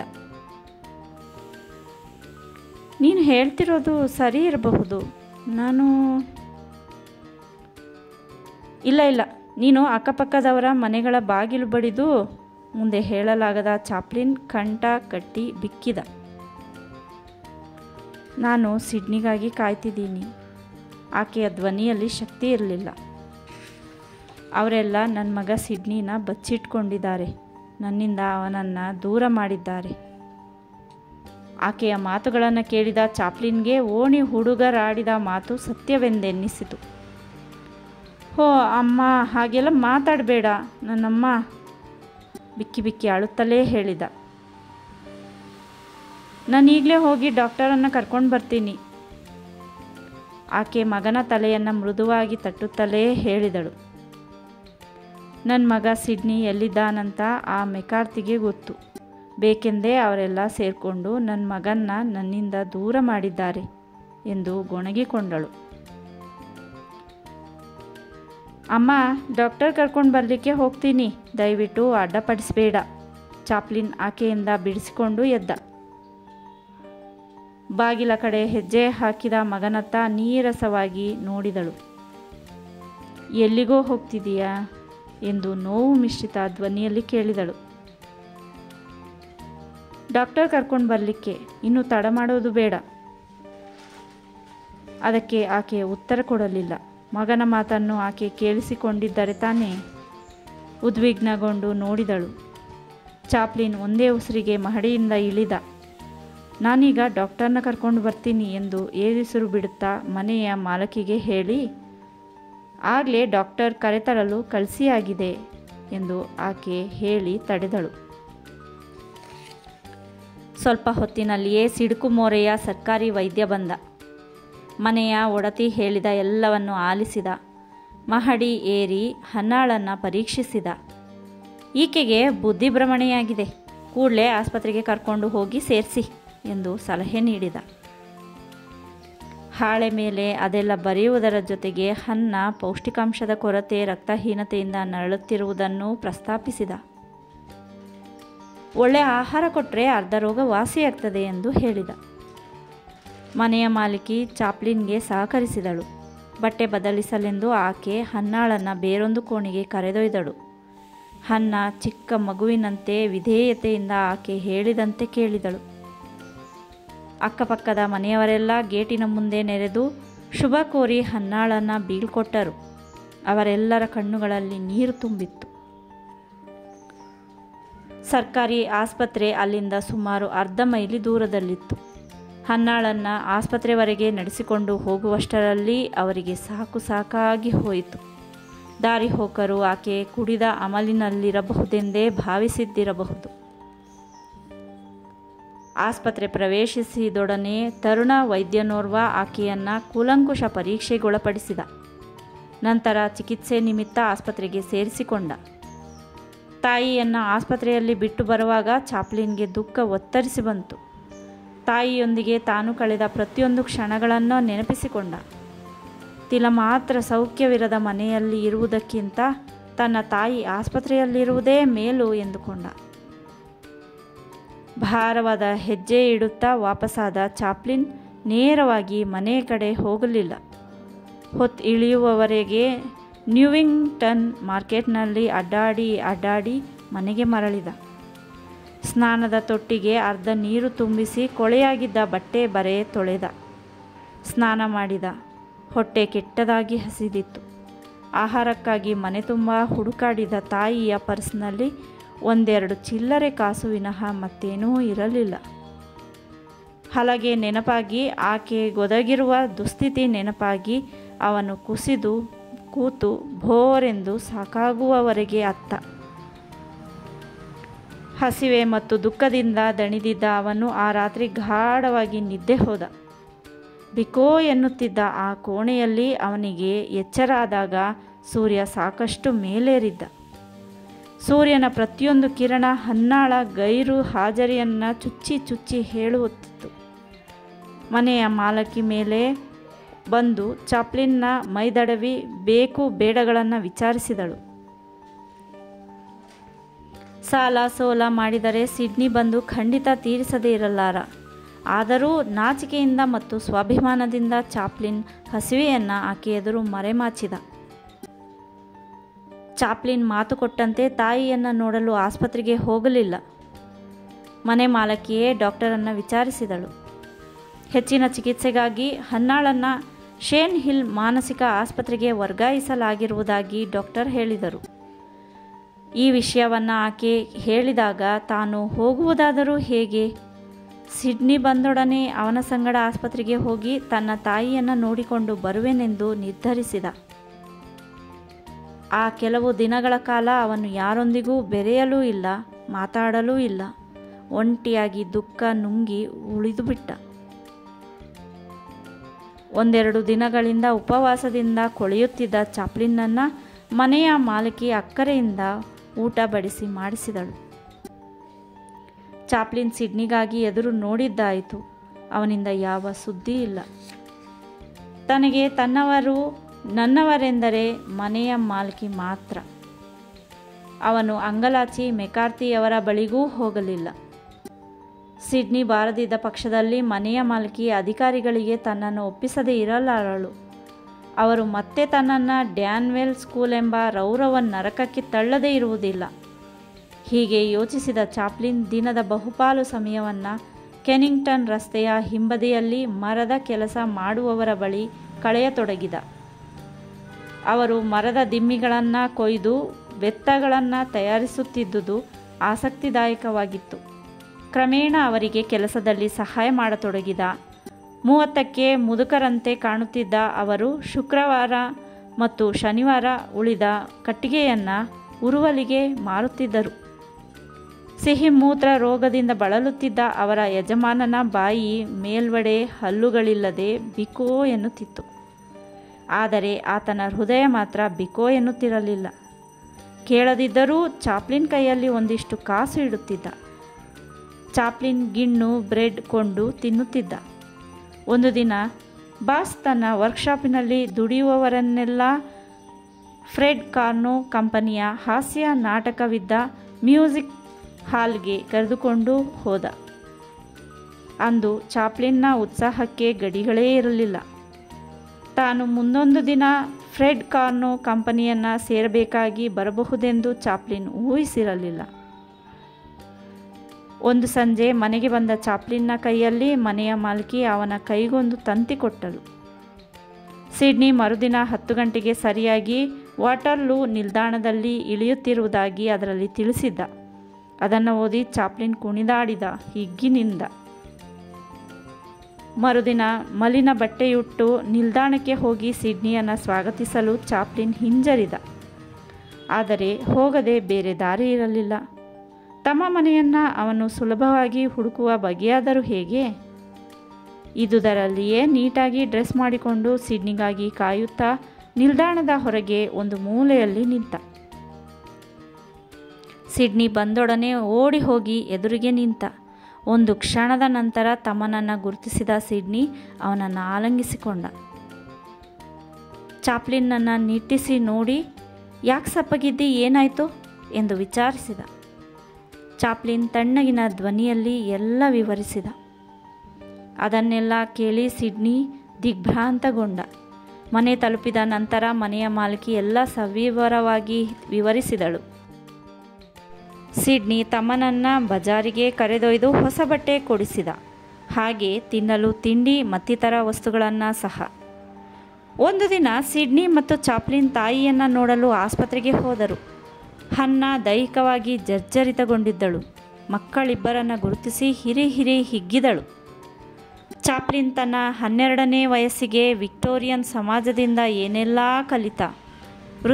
ವೃತ್ತಪತ್ರಿಕೆಗಳನ್ನು ಮಾರಿದ, ಪ್ರಿಂಟಿಂಗ್ ಪ್ರೆಸ್ನಲ್ಲಿ ಕೆಲಸ ಮಾಡಿದ, ಆಟದ ಆಟಿಕೆಗಳನ್ನು ಮಾರಿದ, ಡಾಕ್ಟರ್ಸ್ ಬಳಿ ಕೆಲಸ ಮಾಡಿದ. 100 ವರ್ಷ ಕಲಿಯಬಹುದಾದನ್ನೆಲ್ಲ ಆ ಕಿರಿಯ ವಯಸ್ಸಿಗೆ ಕಲಿತು ಅನುಭವ ಶ್ರೀಮಂತನಾದ. ಕಷ್ಟ ಕೋಟಲೆಗಳನ್ನು ಎದುರಿಸಿ ಗೆದ್ದ. ಆದರೆ ನಟನಾಗಬೇಕೆಂಬ ಬಯಕೆ ಮಾತ್ರ ಅವನಲ್ಲಿ ಕಮರಲೇ ಇಲ್ಲ. ಬಿಡುವು ದೊರಕಿದಾಗಲೆಲ್ಲ ಆ ನಿಟ್ಟಿನಲ್ಲಿ ಅವನು ಶ್ರಮಿಸುತ್ತಲೇ ಇದ್ದ. ನಾಟಕ ಕಂಪನಿಗಳನ್ನು ಸಂಪರ್ಕಿಸುತ್ತಲೇ ಇದ್ದ. ಆ ವಯಸ್ಸಿನಲ್ಲಿಯೇ ಅಪ್ರತಿಮ ಸೌಂದರ್ಯೋಪಾಸಕನಾಗಿದ್ದ ಅವನು ಅಂತಹ ಸಮಯದಲ್ಲಿ ನೀಟಾಗಿ ಡ್ರೆಸ್ ಮಾಡಿಕೊಳ್ಳದೆ ಇರುತ್ತಿರಲಿಲ್ಲ. ಕೆಲವು ನಾಟಕ ನೃತ್ಯ ತಂಡಗಳ ಮುಂದೆ ಗಂಟೆಗಟ್ಟಲೆ ಕೈ ಕಟ್ಟಿಕೊಂಡು ನಿಂತಿರುತ್ತಿದ್ದ. ನೋಡುವವರಿಗೆ ಬೇಸರ ಬಂದು ಏನು ಬೇಕಾಗಿತ್ತು ಎಂದು ಕೇಳಬೇಕಿತ್ತು. ನಿಮ್ಮ ತಂಡಕ್ಕೆ ಬಾಲನಟರು ಬೇಕಾಗಿದ್ದಾರೆಯೇ ಎಂದು ಆಲಿವರ್ ಟ್ವಿಸ್ಟ್ನಂತೆ ಉತ್ಸಾಹದಿಂದ ಕೇಳುತ್ತಿದ್ದ. ನೀನೇನಾದರೂ ರಿಜಿಸ್ಟರ್ ಮಾಡಿಸಿದೀಯಾ ಎಂದು ಕೇಳುತ್ತಿದ್ದರು. ತಲೆ ಅಲ್ಲಾಡಿಸುತ್ತಿದ್ದ. ಈಗ ಅವರು ವಿವರಗಳಿಗಾಗಿ ಫೈಲುಗಳನ್ನು ತಡಕಾಡುತ್ತಿದ್ದರು. ಮುಂದೊಂದು ದಿನ ಪತ್ರ ಹಾಕ್ತೀವಿ, ನೀನಿನ್ನು ಹೋಗಬಹುದು ಎಂದು ಹೇಳುತ್ತಿದ್ದರು. ಅವನು ಸಂತೋಷದಿಂದ ಮನೆಗೆ ಮರಳುತ್ತಿದ್ದನು. ಸಿಡ್ನಿ ವಾಪಸ್ಸು ಹೋಗುವ ಮೊದಲು, ಅಂದರೆ 1 ತಿಂಗಳ ನಂತರ, ಚಾಪ್ಲಿನ್ಗೆ ಒಂದು ಕಾರ್ಡ್ ಬಂತು. ಅದರಲ್ಲಿ ಬೆಡ್ಫೋರ್ಡ್ ರಸ್ತೆಯಲ್ಲಿರುವ ಬ್ಲ್ಯಾಕ್ ಮೂಕ್ಸ್ ಏಜೆನ್ಸಿಯನ್ನು ಕೂಡಲೇ ಸಂಪರ್ಕಿಸುವಂತೆ ಬರೆದಿತ್ತು. ಸಿಡ್ನಿ ಕೊಡಿಸಿದ್ದ ಹೊಸ ಉಡುಪು ಧರಿಸಿ ಅತಿ ಉತ್ಸಾಹದಿಂದ ಹ್ಯಾಮಿಲ್ಟನ್ನನ್ನು ಕಂಡ. ಚಾಪ್ಲಿನ್ನನ್ನು ನಖಶಿಖಾಂತ ನೋಡಿ ಅವರು ಅವನ ವಯಸ್ಸಿನ ಬಗ್ಗೆ ಸಂದೇಹ ವ್ಯಕ್ತಪಡಿಸಿದರು. ಕೂಡಲೇ ಅವನು ತನಗೆ ಈಗಾಗಲೇ 14 ವರ್ಷ ಎಂದು ಸುಳ್ಳು ಹೇಳಿದ. ಆದರೆ ಅವನ ವಯಸ್ಸು ಕೇವಲ 12 ವರ್ಷ 6 ತಿಂಗಳಾಗಿತ್ತು. ತಮ್ಮ ಹೊಸ ನಾಟಕ ಶರ್ಲಾಕ್ ಹೋಮ್ಸ್ನಲ್ಲಿ ಬಾಲಸೇವಕನ ಪಾತ್ರಕ್ಕೆ ಅವನನ್ನು ಆಯ್ಕೆ ಮಾಡಿದರು.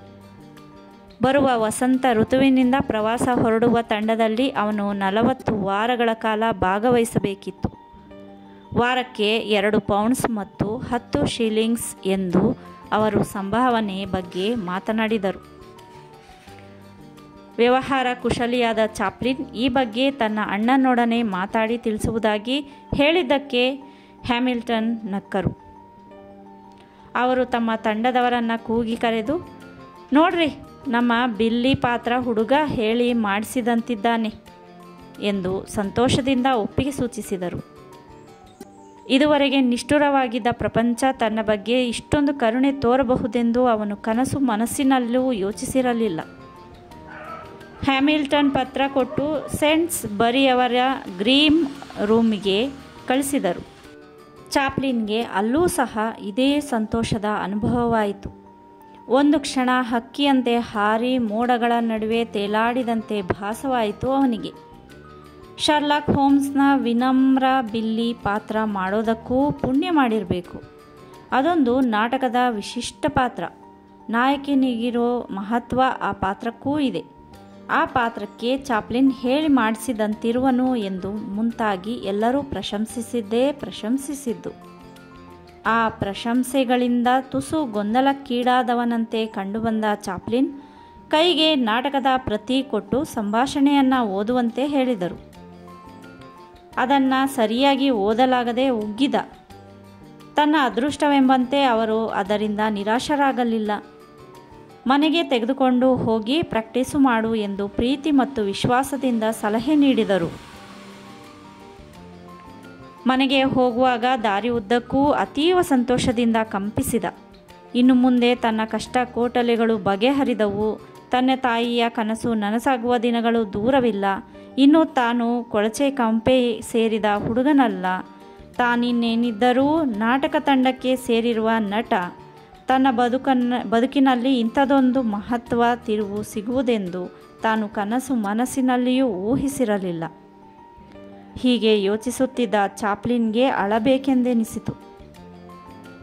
ಸಿಡ್ನಿ ಬಂದೊಡನೆ ಅವನಿಗೆ ನಡೆದದ್ದನ್ನೆಲ್ಲ ವಿವರವಾಗಿ ಹೇಳಿದ. ಸಿಡ್ನಿ ತಮ್ಮನನ್ನು ಸಂತೋಷದಿಂದ ಅಪ್ಪಿಕೊಂಡು, ಇದೊಂದು ನಮ್ಮ ಬದುಕಿನ ಮಹತ್ವದ ಸಮಯ. ಈ ಸಮಯದಲ್ಲಿ ನಮ್ಮ ತಾಯಿ ನಮ್ಮ ಜೊತೆಯಲ್ಲಿದ್ದಿದ್ದರೆ ಆಕೆ ಎಷ್ಟು ಸಂತೋಷ ಅನುಭವಿಸುತ್ತಿದ್ದಳೋ. ಹೆದರಬೇಡ. ನಿನಗೆ ಸಿಕ್ಕಿರೋ ಅವಕಾಶವನ್ನು ಆತ್ಮವಿಶ್ವಾಸದಿಂದ ಎದುರಿಸು. ನಿನಗೆ ಒಳ್ಳೆ ಭವಿಷ್ಯವಿದೆ ಎಂದು ಧೈರ್ಯ ತುಂಬಿದ. ಆದರೆ ಚಾಪ್ಲಿನ್ಗೆ ನಿಗದಿಯಾಗಿರುವ ಸಂಭಾವನೆಯ ಚಿಂತೆ. ಕೇವಲ ನಾನು 2 ಚಿಲ್ಲರೆ ಪೌಂಡ್ಗಳಿಗೆ 40 ವಾರಗಳ ಕಾಲ ಕೆಲಸ ಮಾಡುವುದು ಹೇಗೆ?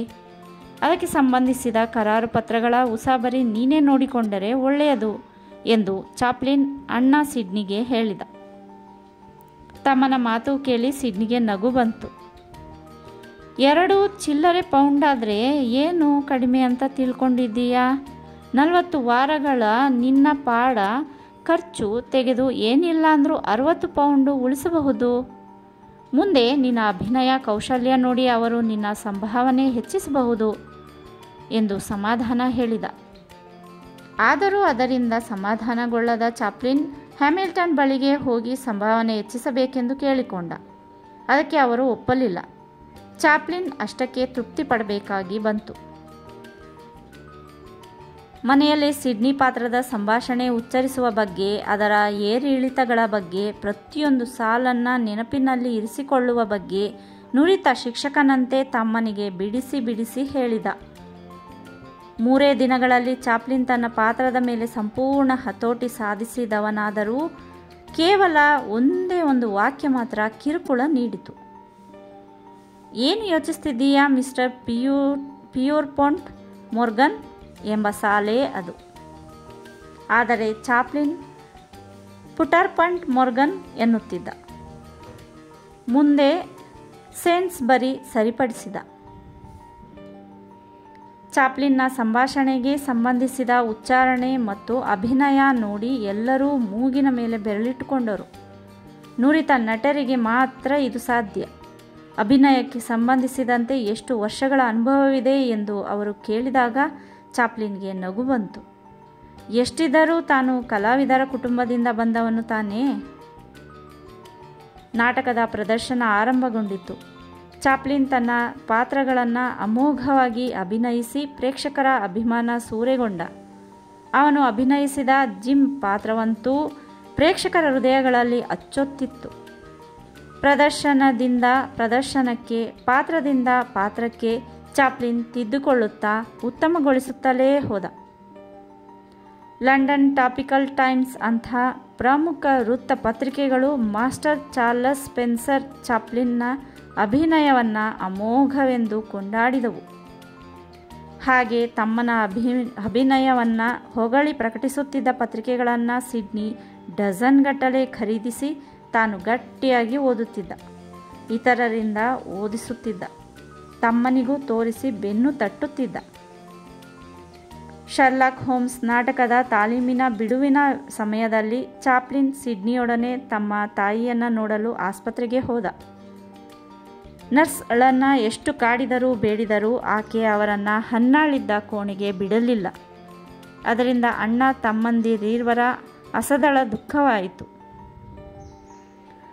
ಆದರೆ ಮುಂದೊಂದು ದಿನ ಸಿಡ್ನಿ ಆಕೆಯನ್ನು ನೋಡಿಕೊಂಡು ಬಂದ. ತಮ್ಮ ಚಾಪ್ಲಿನ್ನನ್ನೂ ಆಸ್ಪತ್ರೆಗೆ ಕರೆದೊಯ್ದ. ಹನ್ನ ಮಕ್ಕಳಿಬ್ಬರನ್ನು ಗುರುತಿಸಿದಳು, ಮೈ ದಡವಿದಳು. ಆಕೆಯ ದೇಹವಷ್ಟೇ ಧ್ವನಿ ಕೂಡ ದುರ್ಬಲಗೊಂಡಿತ್ತು. ಆಕೆಯಿಂದ ಎರಡು ಮಾತನಾಡಲು ಸಾಧ್ಯವಾಯಿತು. ಮುಂದೆ ಹನ್ನ ಕೇನ್ ಹಿಲ್ ಆಸ್ಪತ್ರೆಯಲ್ಲಿ 18 ತಿಂಗಳುಗಳ ಕಾಲ ಇರಬೇಕಾಯಿತು. ಆದರೆ ಸಿಡ್ನಿ ಮಾತ್ರ ಸಮಯ ದೊರಕಿದಾಗಲೆಲ್ಲ ಆಸ್ಪತ್ರೆಗೆ ಹೋಗಿ ತನ್ನ ತಾಯಿಯ ಆರೋಗ್ಯ ಪರಾಮರ್ಶಿಸಿ ಬರುತ್ತಿದ್ದ. ಸದಾ ಪ್ರವಾಸದಲ್ಲಿರುತ್ತಿದ್ದ ಚಾಪ್ಲಿನ್ಗೆ ಆ ಅವಕಾಶವಿರಲಿಲ್ಲ. ನಾಟಕ ತಂಡದ ಪ್ರವಾಸದ ಮೊದಲ ಹಂತದಲ್ಲಿ ಆಡಳಿತ ವರ್ಗ ಚಾಪ್ಲಿನ್ಗೆ ರಂಗಕರ್ಮಿ ಗ್ರೀನ್ ದಂಪತಿಗಳ ಜೊತೆ ವಸತಿ ಕಲ್ಪಿಸಿತು. ಗ್ರೀನ್ ನಾಟಕ ತಂಡದಲ್ಲಿ ಕಾಷ್ಟದ ಕೆಲಸ ಮಾಡುತ್ತಿದ್ದರೆ ಶ್ರೀಮತಿ ಗ್ರೀನ್ ವಸ್ತ್ರಾಲಂಕಾರದ ಉಸ್ತುವಾರಿ ನೋಡಿಕೊಳ್ಳುತ್ತಿದ್ದರು. ಅಷ್ಟೇನೂ ಆಕರ್ಷಕವಾಗಿರದಿದ್ದ ಅವರು ಆಗೊಮ್ಮೆ ಈಗೊಮ್ಮೆ ಕುಡಿಯುತ್ತಿದ್ದರು. ಚಾಪ್ಲಿನ್ ಬಗ್ಗೆ ಅವರಿಗೆ ಅಷ್ಟೇನೂ ಪ್ರೀತಿ ಇರಲಿಲ್ಲ. ಬೇಕೋ ಬೇಡವೋ ಎಂಬಂತೆ ಊಟ ಬಡಿಸುತ್ತಿದ್ದರು, ಮಾತನಾಡಿಸುತ್ತಿದ್ದರು. ಇದರಿಂದ ಚಾಪ್ಲಿನ್ ಪ್ರಾಣ ಸಂಕಟದಿಂದ ಪರಿತಪಿಸತೊಡಗಿದ. 3 ವಾರಗಳ ಪ್ರತಿದಿನವೂ ಅವನಿಗೆ ನರಕ ಸದೃಶವಾಗಿತ್ತು. ತದನಂತರ ಕಂಪನಿ ಇನ್ಯಾರೋ ಬಂದು ಅವರಿಗೆ ಸೇರಿಕೊಂಡರು. ಚಾಪ್ಲಿನ್ ಅಪರಿಚಿತ ನಗರದಲ್ಲಿ ಅಪರಿಚಿತರ ನಡುವೆ ಒಂಟಿಯಾಗಿ ಉಳಿದ.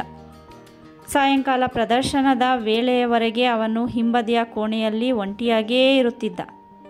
ಕೆಲವೊಮ್ಮೆ ಕ್ಲಬ್ಗಳಿಗೆ ಹೋಗಿ ಬಿಲಿಯರ್ಡ್ಸೋ ಮತ್ಯಾವುದೋ ಆಟವನ್ನು ಆಡಿ ಅಥವಾ ನೋಡಿ ಮನರಂಜನೆ ಪಡೆಯುತ್ತಿದ್ದ. ಆದರೂ ಬೇಸರ, ದುಃಖ ಕಡಿಮೆಯಾಗುತ್ತಿರಲಿಲ್ಲ. ಚಾಪ್ಲಿನ್ ಉತ್ತರ ಭಾಗದ ಪ್ರವಾಸದಲ್ಲಿದ್ದಾಗ ಸಿಡ್ನಿಗೆ ಪರವಾಗಿಲ್ಲ ಎನ್ನಬಹುದಾದ ನೌಕರಿಯೊಂದು ದೊರೆಯಿತು. ಅವನು ತನ್ನ ತಮ್ಮ ಚಾಪ್ಲಿನ್ಗೆ ತಪ್ಪದೆ ಪತ್ರ ಬರೆದು ತಾಯಿ ಹನ್ನಾಳ ಆರೋಗ್ಯ ಸಮಾಚಾರ ತಿಳಿಸುತ್ತಿದ್ದ. ಅವನಷ್ಟು ಸುಂದರವಾಗಿ ಚಾಪ್ಲಿನ್ಗೆ ಪತ್ರ ಬರೆಯಲಾಗುತ್ತಿರಲಿಲ್ಲ. ಆ ಕಾರಣಕ್ಕೆ ಅವನು ತನ್ನ ಅಣ್ಣನಿಗೆ ಪ್ರತಿ ಉತ್ತರ ಬರೆಯುತ್ತಿದ್ದುದೇ ಅಪರೂಪವಾಗಿತ್ತು. ಅದರಿಂದ ಖೇದಗೊಂಡು ಸಿಡ್ನಿ ಖಾರವಾಗಿ ದುಃಖದಿಂದ ಬರೆದ ಪತ್ರ ತಲುಪಿ ಚಾಪ್ಲಿನ್ನಲ್ಲಿ ತಳಮಳ ಸೃಷ್ಟಿಸಿತು.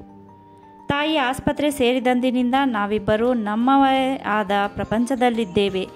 ತಲಾ ಒಂದೊಂದು ದ್ವೀಪದಂತಿರುವುದು ಎಷ್ಟು ಸಮಂಜಸ. ನನಗೊಬ್ಬ ತಮ್ಮನಿರುವನೆಂಬ ಸಂಗತಿ ಪ್ರಪಂಚಕ್ಕೆ ತಿಳಿಯುವುದು ಬೇಡವೇ? ಆದ್ದರಿಂದ ಕೂಡಲೇ ಪತ್ರ ಬರೆ ಎಂದು ಮುಂತಾಗಿದ್ದ ಒಕ್ಕಣಿಕ ಓದಿ ಚಾಪ್ಲಿನ್ಗೆ ತನ್ನ ಪರಪಾಟು ಅರಿವಾಯಿತು. ಸಿಡ್ನಿ ತನ್ನ ಮೇಲಿಟ್ಟಿರುವ ಪ್ರೇಮದ ಅರಿವಾಯಿತು. ಚಾಪ್ಲಿನ್ ಕೂಡಲೇ ಅವನಿಗೊಂದು ಸುದೀರ್ಘವಾದ ಪತ್ರ ಬರೆದ. ಒಂಟಿತನದ ಬೇಗುದಿ ನಡುವೆ ಅಣ್ಣನ ಪತ್ರಗಳು ತಮ್ಮನಿಗೆ ಎಷ್ಟೂ ಮಾನಸಿಕ ನೆಮ್ಮದಿ ನೀಡುತ್ತಿದ್ದುವು. ಆದರೂ ಒಂಟಿತನ ಕೆಟ್ಟದಾಗಿ ಹಿಂಸಿಸುತ್ತಲೇ ಇತ್ತು. ಇದರಿಂದ ಅವನ ದಿನಚರಿಯಲ್ಲಿ ಏರುಪೇರಾಯಿತು. ಅವನ ನಡವಳಿಕೆ ಅಸಂಗತವಾಯಿತು. ರಸ್ತೆಯಲ್ಲಿ ಒಮ್ಮೆ ಹೋಗುತ್ತಿರುವಾಗ ದೂರದಲ್ಲಿ ಗೋಚರಿಸಿದ ಸಹ ನಟಿ ಗ್ರೇಟಾ ಹ್ಯಾನ್ ಎಲ್ಲಿ ತನ್ನತ್ತ ದೃಷ್ಟಿ ಹಾಯಿಸಿ ಮಾತನಾಡಿಸಿ ಬಿಡುತ್ತಾಳೋ ಎಂದು ಚಾಪ್ಲಿನ್ ಗೊಂದಲಗೊಂಡ. ಆ ಸುರಸುಂದರಿ ತನ್ನನ್ನು ಆಪ್ಯಾಯಮಾನವಾಗಿ ಮಾತನಾಡಿಸಿದರೆಷ್ಟು ಚೆನ್ನಾಗಿರುತ್ತದೆ ಎಂದು ಅಂದುಕೊಳ್ಳುತ್ತಿದ್ದ ಚಾಪ್ಲಿನ್ ಆಕೆಯ ಬೊಗಸೆ ಗಣ್ಣುಗಳಿಗೆ ಬೀಳದಂತೆ ರಸ್ತೆಗೆ ಸರಿದು ಬೆನ್ನು ಮಾಡಿ ಎತ್ತಲೋ ನೋಡುತ್ತಾ ನಿಂತು ತಪ್ಪಿಸಿಕೊಂಡ. ಹಾಗೆ ಒಂದು ಊರಿಂದ ಇನ್ನೊಂದು ಊರಿಗೆ ಕಂಪನಿ ಹೊರಡುತ್ತಿದ್ದ ಸಮಯದಲ್ಲೂ ಅಷ್ಟೆ. ಚಾಪ್ಲಿನ್ ಎಲ್ಲಿ ಎಂದು ಎಲ್ಲರೂ ಆತಂಕಗೊಂಡಿರುವಾಗ ಕೊನೆಯ ಕ್ಷಣದಲ್ಲಿ ಇದ್ದಕ್ಕಿದ್ದಂತೆ ಪ್ರತ್ಯಕ್ಷಗೊಂಡು ಚಲಿಸುವ ರೈಲನ್ನು ಹತ್ತಿಬಿಡುತ್ತಿದ್ದ. ತನ್ನ ಕ್ರೂರವಾದ ಒಂಟಿತನದಿಂದ ಬಿಡುಗಡೆ ಪಡೆಯಲು ಅವನು ತಾನೊಂದು ಮೊಲವನ್ನು ಗುಟ್ಟಾಗಿ ಸಾಕಿಕೊಂಡಿದ್ದ. ಪ್ರಯಾಣ ಸಮಯದಲ್ಲೂ ಸಾರಿಗೆಯವರಿಗಾಗಲಿ ಸಹ ಪ್ರಯಾಣಿಕರಿಗಾಗಲಿ ತನ್ನ ಪ್ರೀತಿಯ ಸಂಗಾತಿ ಮೊಲ ಗೋಚರಿಸದಂತೆ ಎಚ್ಚರ ವಹಿಸುತ್ತಿದ್ದ. ಅಷ್ಟೇ ಏಕೆ, ತಾನು ಬಾಡಿಗೆಗೆ ಹಿಡಿಯುತ್ತಿದ್ದ ಮನೆಯ ಮಾಲೀಕಿಗೂ ಅದೇ ತಿಳಿಯದಂತೆ ಜಾಗ್ರತೆಯಿಂದ ಇರುತ್ತಿದ್ದ. ಮನೆಯ ಬಾಗಿಲು ಕಿಟಕಿ ಮುಚ್ಚಿ ಅದರೊಂದಿಗೆ ತಾನು ಸಾಕಷ್ಟು ಆಟವಾಡಿ ನಂತರ ಅದನ್ನು ಸಂಬಂಧಪಟ್ಟ ಪಂಜರದಲ್ಲಿ ಬಂಧಿಸಿ ಮಂಚದ ಕೆಳಗೆ ಗೋಪ್ಯವಾಗಿ ಇಡುತ್ತಿದ್ದ. ಒಂದು ದಿನ ಬೆಳಗ್ಗೆ ಉಪಹಾರದೊಡನೆ ಅಚಾನಕ್ ಕೋಣೆ ಪ್ರವೇಶಿಸಿದ ಮನೆಯ ಮಾಲೀಕಿ ಮೊಲವನ್ನು ನೋಡಿ ಮುಗುಳ್ನಡುತ್ತಾ ಹೊರಗೆ ಹೋದಂತೆ ಉದಾಹರಣೆಗಳೂ ಉಂಟು.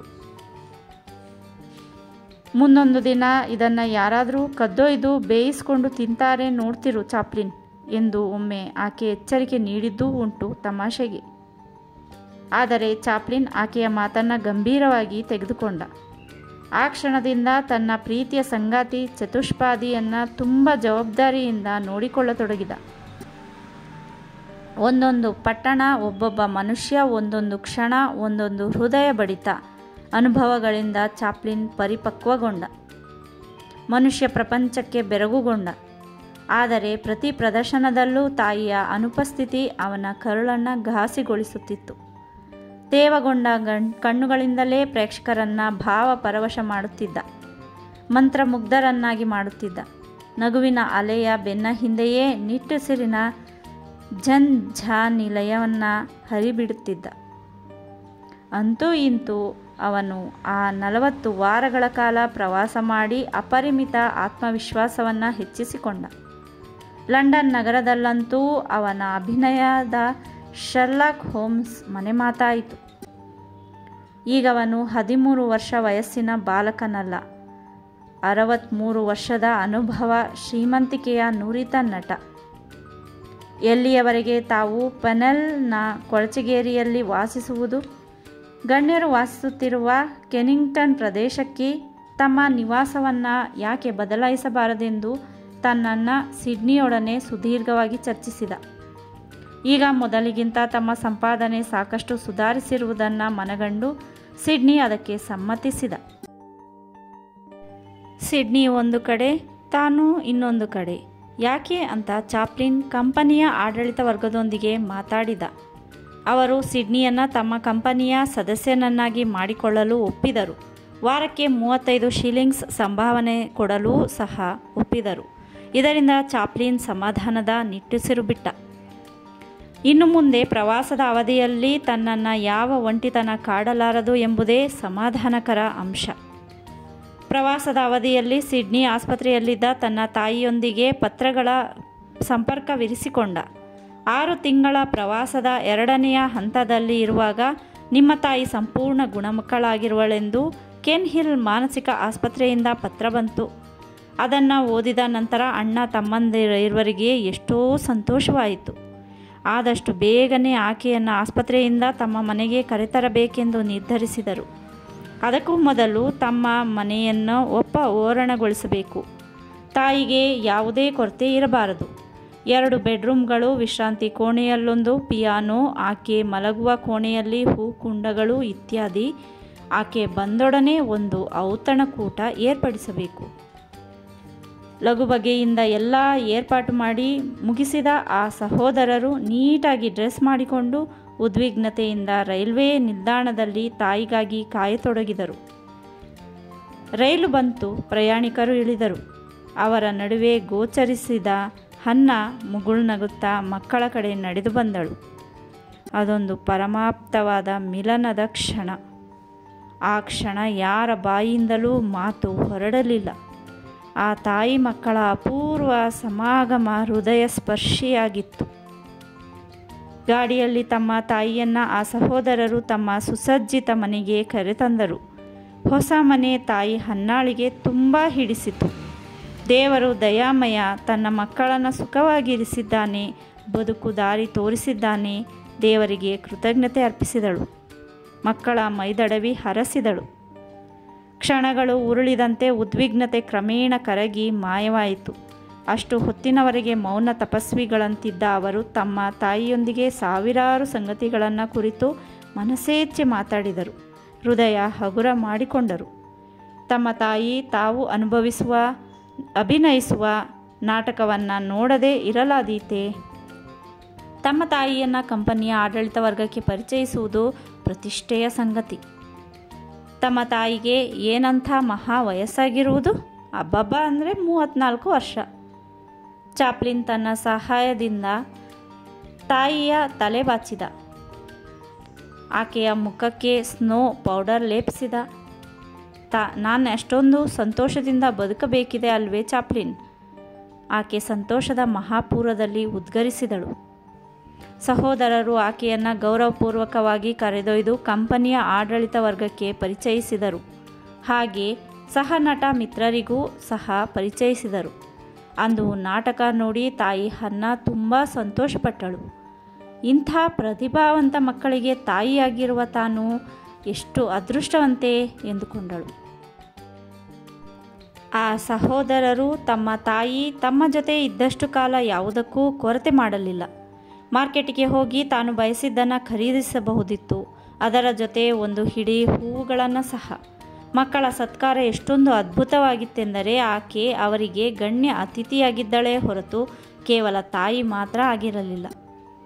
ಹೀಗೆ ಎಷ್ಟು ದಿನಗಳಂತ ತಾನು ಮಕ್ಕಳೊಂದಿಗೆ ಸುತ್ತುವುದು. ಪ್ರವಾಸದ ಅವಧಿಯಲ್ಲಿ ಸಹೋದರರು ತಮ್ಮ ತಾಯಿಯ ಖರ್ಚನ್ನು ತಾವೇ ನೋಡಿಕೊಳ್ಳಬೇಕಿತ್ತು. ಜೊತೆಗೆ ಪ್ರಯಾಣದ ವೆಚ್ಚವನ್ನೂ ಸಹ. 1 ತಿಂಗಳ ನಂತರ ಹನ್ನಾ ತಾನು ಲಂಡನ್ನಿಗೆ ಮರಳುವುದಾಗಿ ಮಕ್ಕಳಿಗೆ ತಿಳಿಸಿದಳು. ಅದು ಸರಿ ಎಂದು ಕಂಡುಬಂದಿತು ಅವರಿಗೆ. ಪ್ರವಾಸ ಮುಗಿಸಿಕೊಂಡು ಬಂದ ನಂತರ ತಮ್ಮ ತಾಯಿಯ ವಾಸಕ್ಕೆ ಲಂಡನ್ನಿನಲ್ಲಿ ಒಂದು ಸುಸಜ್ಜಿತ ಮನೆಯನ್ನು ಬಾಡಿಗೆ ಹಿಡಿದರಾಯಿತು. ಈಗ ಸದ್ಯಕ್ಕೆ ಅಲ್ಲಿಯವರೆಗೆ ತಾವು ಮೊದಲಿದ್ದೆವಲ್ಲ ಅದೇ ಮನೆ, ಜೆಸ್ಟರ್ ಬೀದಿಯ ಹೇರ್ ಕಟಿಂಗ್ ಸಲೂನಿರೋ ಕಟ್ಟಡದ ಮೇಲ್ಭಾಗದ ಮನೆ. ಅದು ಪೌನೆಲ್ ಮನೆಗಿಂತ 1000 ಪಟ್ಟು ಮೇಲು. ಆ ಸಹೋದರರು ತಮ್ಮ ತಾಯಿಯನ್ನು ಲಂಡನ್ನಿನ ಆ ಪ್ರದೇಶಕ್ಕೆ ಕಳುಹಿಸಿಕೊಟ್ಟರು. ತಮ್ಮ ಆದಾಯದ 4 ಪೌಂಡ್ಸ್ ಮತ್ತು 5 ಶಿಲ್ಲಿಂಗ್ಸ್ ಪೈಕಿ 1 ಪೌಂಡು 5 ಶಿಲ್ಲಿಂಗ್ಸ್ನಷ್ಟು ಹಣವನ್ನು ಅವರು ತಮ್ಮ ತಾಯಿಗೆ ಪ್ರತಿ ವಾರ ಕಳಿಸತೊಡಗಿದರು. 2ನೇ ಹಂತದ ಪ್ರವಾಸ ಮುಗಿದ ನಂತರ ಆ ಸಹೋದರರು ಲಂಡನ್ನಿಗೆ ಮರಳಿ ತಮ್ಮ ತಾಯಿಯ ಮಮತೆಯ ಮಡಿಲಿನಲ್ಲಿ ಕೆಲವು ದಿನಗಳ ಕಾಲ ಹಾಯಾಗಿ ಕಳೆದರು. ಆಕೆಯ ಕುಂದು ಕೊರತೆಗಳನ್ನೆಲ್ಲ ತೀರಿಸಿದರು. ಹೊಸ ಮನೆಗೆ ಅಗತ್ಯವಿದ್ದ ಎಲ್ಲ ಸೌಲಭ್ಯ ಒದಗಿಸಿದರು. ಮಕ್ಕಳಿಬ್ಬರು ಹೊರಡಬೇಕಾದ ದಿನ ಹನ್ನಾ ತನ್ನ ಸುಂದರ ಕರವಸ್ತ್ರವನ್ನು ಅಲುಗಾಡಿಸಿ ಪ್ರೀತಿಯಿಂದ ಬೀಳ್ಕೊಟ್ಟಳು. ಸಹೋದರರು ಪ್ರವಾಸದಲ್ಲಿದ್ದಾಗ ಹನ್ನಾಳಿಂದ ಪತ್ರ ಬಂತು. ಅದರಲ್ಲಿ ಮಲತಾಯಿ ತೀರಿಕೊಂಡ ವಿಷಯ ಪ್ರಸ್ತಾಪಿಸಲಾಗಿತ್ತಲ್ಲದೆ ಸಹೋದರನನ್ನು ಲ್ಯಾಂಬತ್ ಅನಾಥಾಶ್ರಮದಲ್ಲಿ ಸೇರಿಸಿರುವ ವಿಷಯವನ್ನು ಸವಿವರವಾಗಿ ಪ್ರಸ್ತಾಪಿಸಲಾಗಿತ್ತು. ಅದೇ ಲ್ಯಾಂಬೆತ್ ಅನಾಥಾಶ್ರಮದಲ್ಲವೇ ತಾವು ತಮ್ಮ ಕ್ರೂರ ದಿನಗಳನ್ನು ಕಳೆದದ್ದು. ಆಕೆ ಸಹ ತಮ್ಮ ತಾಯಿಯ ಹಾಗೆ ಎಷ್ಟೊಂದು ದುರ್ದೈವಿ. ತಮ್ಮ ನತದೃಷ್ಟ ತಂದೆಯೊಡನೆ ದಾಂಪತ್ಯ ಸಹಜ ಸುಖ ಅನುಭವಿಸಲಿಲ್ಲ. ಕಷ್ಟದಲ್ಲಿ ನೀಗಿ ಸತ್ತು ಹೋದಳು. ಈ ಚಿಕ್ಕ ವಯಸ್ಸಿನಲ್ಲಿ ಇಷ್ಟೊಂದು ಕಷ್ಟ ಅನುಭವಿಸಲಿಕ್ಕೆ ಆ ಹುಡುಗ ಮಾಡಿದ ತಪ್ಪಾದರೂ ಏನು? ತಮ್ಮನ ಬಗ್ಗೆ ಚಾಪ್ಲಿನ್ ಕಕ್ಕುಲಾತಿ ವ್ಯಕ್ತಪಡಿಸಿದ. ತನ್ನ ಸವತಿ ಲೂಸಿಯ ಸಾವು ಹನ್ನಾಳ ಮನಸ್ಸಿನ ಮೇಲೆ ಆಘಾತವನ್ನುಂಟು ಮಾಡಿತು. ಆಕೆಯ ಮಗನ ಅತಂತ್ರ ಪರಿಸ್ಥಿತಿಯ ಬಗೆಗೂ ಸಹ. ಅವನನ್ನು ಯಾರ ಬಳಿಯಾದರೂ ಬಿಡಬೇಕೆಂದರೆ ಲೂಸಿಯ ಸಂಬಂಧಿಕರಾರೂ ಇರಲಿಲ್ಲ. ಹ್ಯಾನ್ವೆಲ್ ಅನಾಥಾಲಯದಲ್ಲಿ ಪೋಷಕರ ಕಾಲಂನ ಲೂಸಿ ಸೇವಕಿಯ ಹೆಸರು ಬರೆಸಲಾಗಿತ್ತು. ಹನ್ನಾ ಅವನ ಬಗ್ಗೆ ಪ್ರತಿಕ್ಷಣ ಯೋಚಿಸುತ್ತಿದ್ದಳು. ಪ್ರತಿದಿನ ಅವನನ್ನು ಕಾಣಲು ಪ್ರಯತ್ನಿಸುತ್ತಿದ್ದಳು. ಜೊತೆಯಲ್ಲಿ ಮಿಠಾಯಿ, ಹಣ್ಣು, ಹಂಪಲು ಕೊಂಡೊಯ್ಯುತ್ತಿದ್ದಳು. ಈ ಅಸಹಾಯಕ ಪರಿಸ್ಥಿತಿಯಿಂದಾಗಿ ಆಕೆ ಮಾನಸಿಕವಾಗಿ ಪುನಃ ಅಸ್ವಸ್ಥಗೊಂಡಳು. ಒಂಟಿಯಾಗಿದ್ದ ಆಕೆಗೆ ಸಮಾಧಾನ ಹೇಳುವಂಥ ಹಿತೈಷಿಗಳಾರೂ ಹತ್ತಿರದಲ್ಲಿರಲಿಲ್ಲ. ಇದ್ದಿಬ್ಬರು ಮಕ್ಕಳು ನಾಟಕ ತಂಡದೊಡನೆ ಪ್ರವಾಸದಲ್ಲಿದ್ದರು. ಕ್ರಮೇಣ ಹನ್ನಾಳ ನಡವಳಿಕೆಯಲ್ಲಿ ಅನಾರೋಗ್ಯಕರ ಬದಲಾವಣೆಗಳು ಕಾಣಿಸಿಕೊಂಡವು. ನಿರುದ್ದೇಶ್ಯವಾಗಿ ತನ್ನಷ್ಟಕ್ಕೆ ತಾನೇ ಮಾತಾಡಿಕೊಳ್ಳುವುದು, ಗೊತ್ತು ಗುರಿಯಿಲ್ಲದೆ ಬೀದಿಯಲ್ಲಿ ತಿರುಗಾಡುವುದು, ಇಂಥ ಅಸಹಜ ವರ್ತನೆಯಿಂದ ಆಕೆಯನ್ನು ನಿರ್ಗತಿಕರ ಕಲ್ಯಾಣದ ಅಧಿಕಾರಿಗಳು ಮತ್ತೆ ಹಿಡಿದೊಯ್ದು ಕೇನ್ ಹಿಲ್ ಮಾನಸಿಕ ಆಸ್ಪತ್ರೆಗೆ ಸೇರಿಸಿಬಿಟ್ಟರು. ಕೆಲವು ದಿನಗಳವರೆಗೆ ಚಾಪ್ಲಿನ್ ಸಹೋದರರಿಗೆ ಈ ವಿಷಯ ತಿಳಿದು ಬರಲಿಲ್ಲ. ಫೋರ್ಮನ್ ಕಂಪನಿ ಜೊತೆ ಮಾಡಿಕೊಂಡಿದ್ದ ಒಪ್ಪಂದ ಪೂರ್ಣಗೊಳ್ಳುತ್ತಲೇ ಚಾಪ್ಲಿನ್ ತನ್ನ ಅಣ್ಣ ಸಿಡ್ನಿ ಜೊತೆಗೂಡಿ ರಾಯಲ್ ಥಿಯೇಟರ್ನ ಒಡೆಯ ಹ್ಯಾರಿ ಮಾರ್ಕ್ನ ಹೊಸ ಕಂಪನಿ ಸೇರಿಕೊಂಡ. ಆದರೆ ಅವರು 35 ಶಿಲಿಂಗ್ಗಿಂತ ಹೆಚ್ಚು ಗೌರವಧನ ನೀಡಲು ಸಿದ್ಧರಿರಲಿಲ್ಲ. ಅಲ್ಲದೆ ಅದೇನು ಅಂಥ ಸ್ಥಿತಿವಂತ ಕಂಪನಿಯಾಗಿರಲಿಲ್ಲ. ಉತ್ತರ ಭಾಗದ ಗ್ರಾಮಗಳಲ್ಲಿನ ಪ್ರದರ್ಶನ ನೀಡುತ್ತಿದ್ದಂಥ ಮಧ್ಯಮ ದರ್ಜೆಯ ಕಂಪನಿ ಅದಾಗಿತ್ತು. ಚಾಪ್ಲಿನ್ನ ಅನುಭವವನ್ನು ನಿರ್ದೇಶಕರ ಸಹಿತ ಎಲ್ಲರೂ ಉಪಯೋಗಿಸಿಕೊಳ್ಳುತ್ತಿದ್ದರು. ಅದೇ ತಾನೇ ಕಂಪನಿ ಸೇರಿಕೊಂಡಿದ್ದ ಮ್ಯಾನೇಜರ್ ಶಿಸ್ತಿನ ಸಿಪಾಯಿ ಎಂದೇ ಹೆಸರಾಗಿದ್ದ. ಅದೇ ಶಿಸ್ತನ್ನು ಆತ ತನ್ನೆಲ್ಲ ರಂಗಕರ್ಮಿಗಳಿಂದ ನಿರೀಕ್ಷಿಸುತ್ತಿದ್ದ. ತನ್ನ ಸಮವಸ್ತ್ರದ ಒಂದು ಬಟನ್ ಕಳೆದುಕೊಂಡ ಕಾರಣವನ್ನೇ ಮುಂದು ಮಾಡಿ ಮ್ಯಾನೇಜರ್ ಚಾಪ್ಲಿನ್ನ ಸಂಬಳದಲ್ಲಿ 10 ಶಿಲಿಂಗ್ಸ್ ಕೋತಾ ಮಾಡಿದ. ಅದೇ ಸಮಯಕ್ಕೆ ಸರಿಯಾಗಿ ಶರ್ಲಾಕ್ ಹೋಮ್ಸ್ನ ಕರ್ತೃ ವಿಲಿಯಂ ಗಿಲ್ಲೆಟ್ ಮೆರಿಡೋರೋ ಸಂಗಡ ತನ್ನ ಹೊಸ ನಾಟಕ ಕ್ಲಾರಿಸ್ಯಾದ ಪ್ರದರ್ಶನಕ್ಕೆ ಸಂಬಂಧಿಸಿದಂತೆ ಏರ್ಪಾಟು ಮಾಡಲು ಲಂಡನ್ ನಗರಕ್ಕೆ ಆಗಮಿಸಿರುವನೆಂಬ ವರ್ತಮಾನ ಹರಡಿತು. ಆ ಹೊಸ ನಾಟಕದಲ್ಲಿ ಇದ್ದುದು ಕೇವಲ 3 ಪಾತ್ರಗಳು ಮಾತ್ರ. ಅದರಲ್ಲಿನ ಬಿಲ್ಲಿ ಪಾತ್ರ ನಿರ್ವಹಿಸಲು ಕೂಡಲೇ ಬರುವಂತೆ ಗಿಲ್ಲೆಟ್ನ ಮ್ಯಾನೇಜರ್ ಪೋಸ್ಟರ್ಸ್ ಚಾಪ್ಲಿನ್ಗೆ ತಂತಿಕೊಟ್ಟ. ಚಾಪ್ಲಿನ್ಗೆ ಅದರಿಂದ ತುಂಬ ಸಂತೋಷವಾಯಿತು. ಕೂಡಲೇ ಅವನು ಸೀದಾ ಲಂಡನ್ ತಲುಪಿ ಡ್ಯೂಕ್ ಆಫ್ ಯಾರ್ಕ್ ಥಿಯೇಟರ್ಗೆ ಹೋಗಿ ಸ್ಟೇಜ್ ಮ್ಯಾನೇಜರ್ ಪೋಸ್ಟನ್ಸ್ನನ್ನು ಕಂಡ. ಅವನು ಚಾಪ್ಲಿನ್ನನ್ನು ಗಿಲ್ಲೆಟ್ನ ಡ್ರೆಸ್ಸಿಂಗ್ ರೂಮ್ಗೆ ಕರೆದೊಯ್ದು ಪರಿಚಯಿಸಿದ. ಗಿಲ್ಲೆಟ್, ನೀನು ನಮ್ಮ ಶರ್ಲಾಕ್ ಹೋಮ್ಸ್ ನಾಟಕದಲ್ಲಿ ಬಿಲ್ಲಿ ಪಾತ್ರ ಮಾಡ್ತೀಯಾ ಎಂದು ಕೇಳಿದ.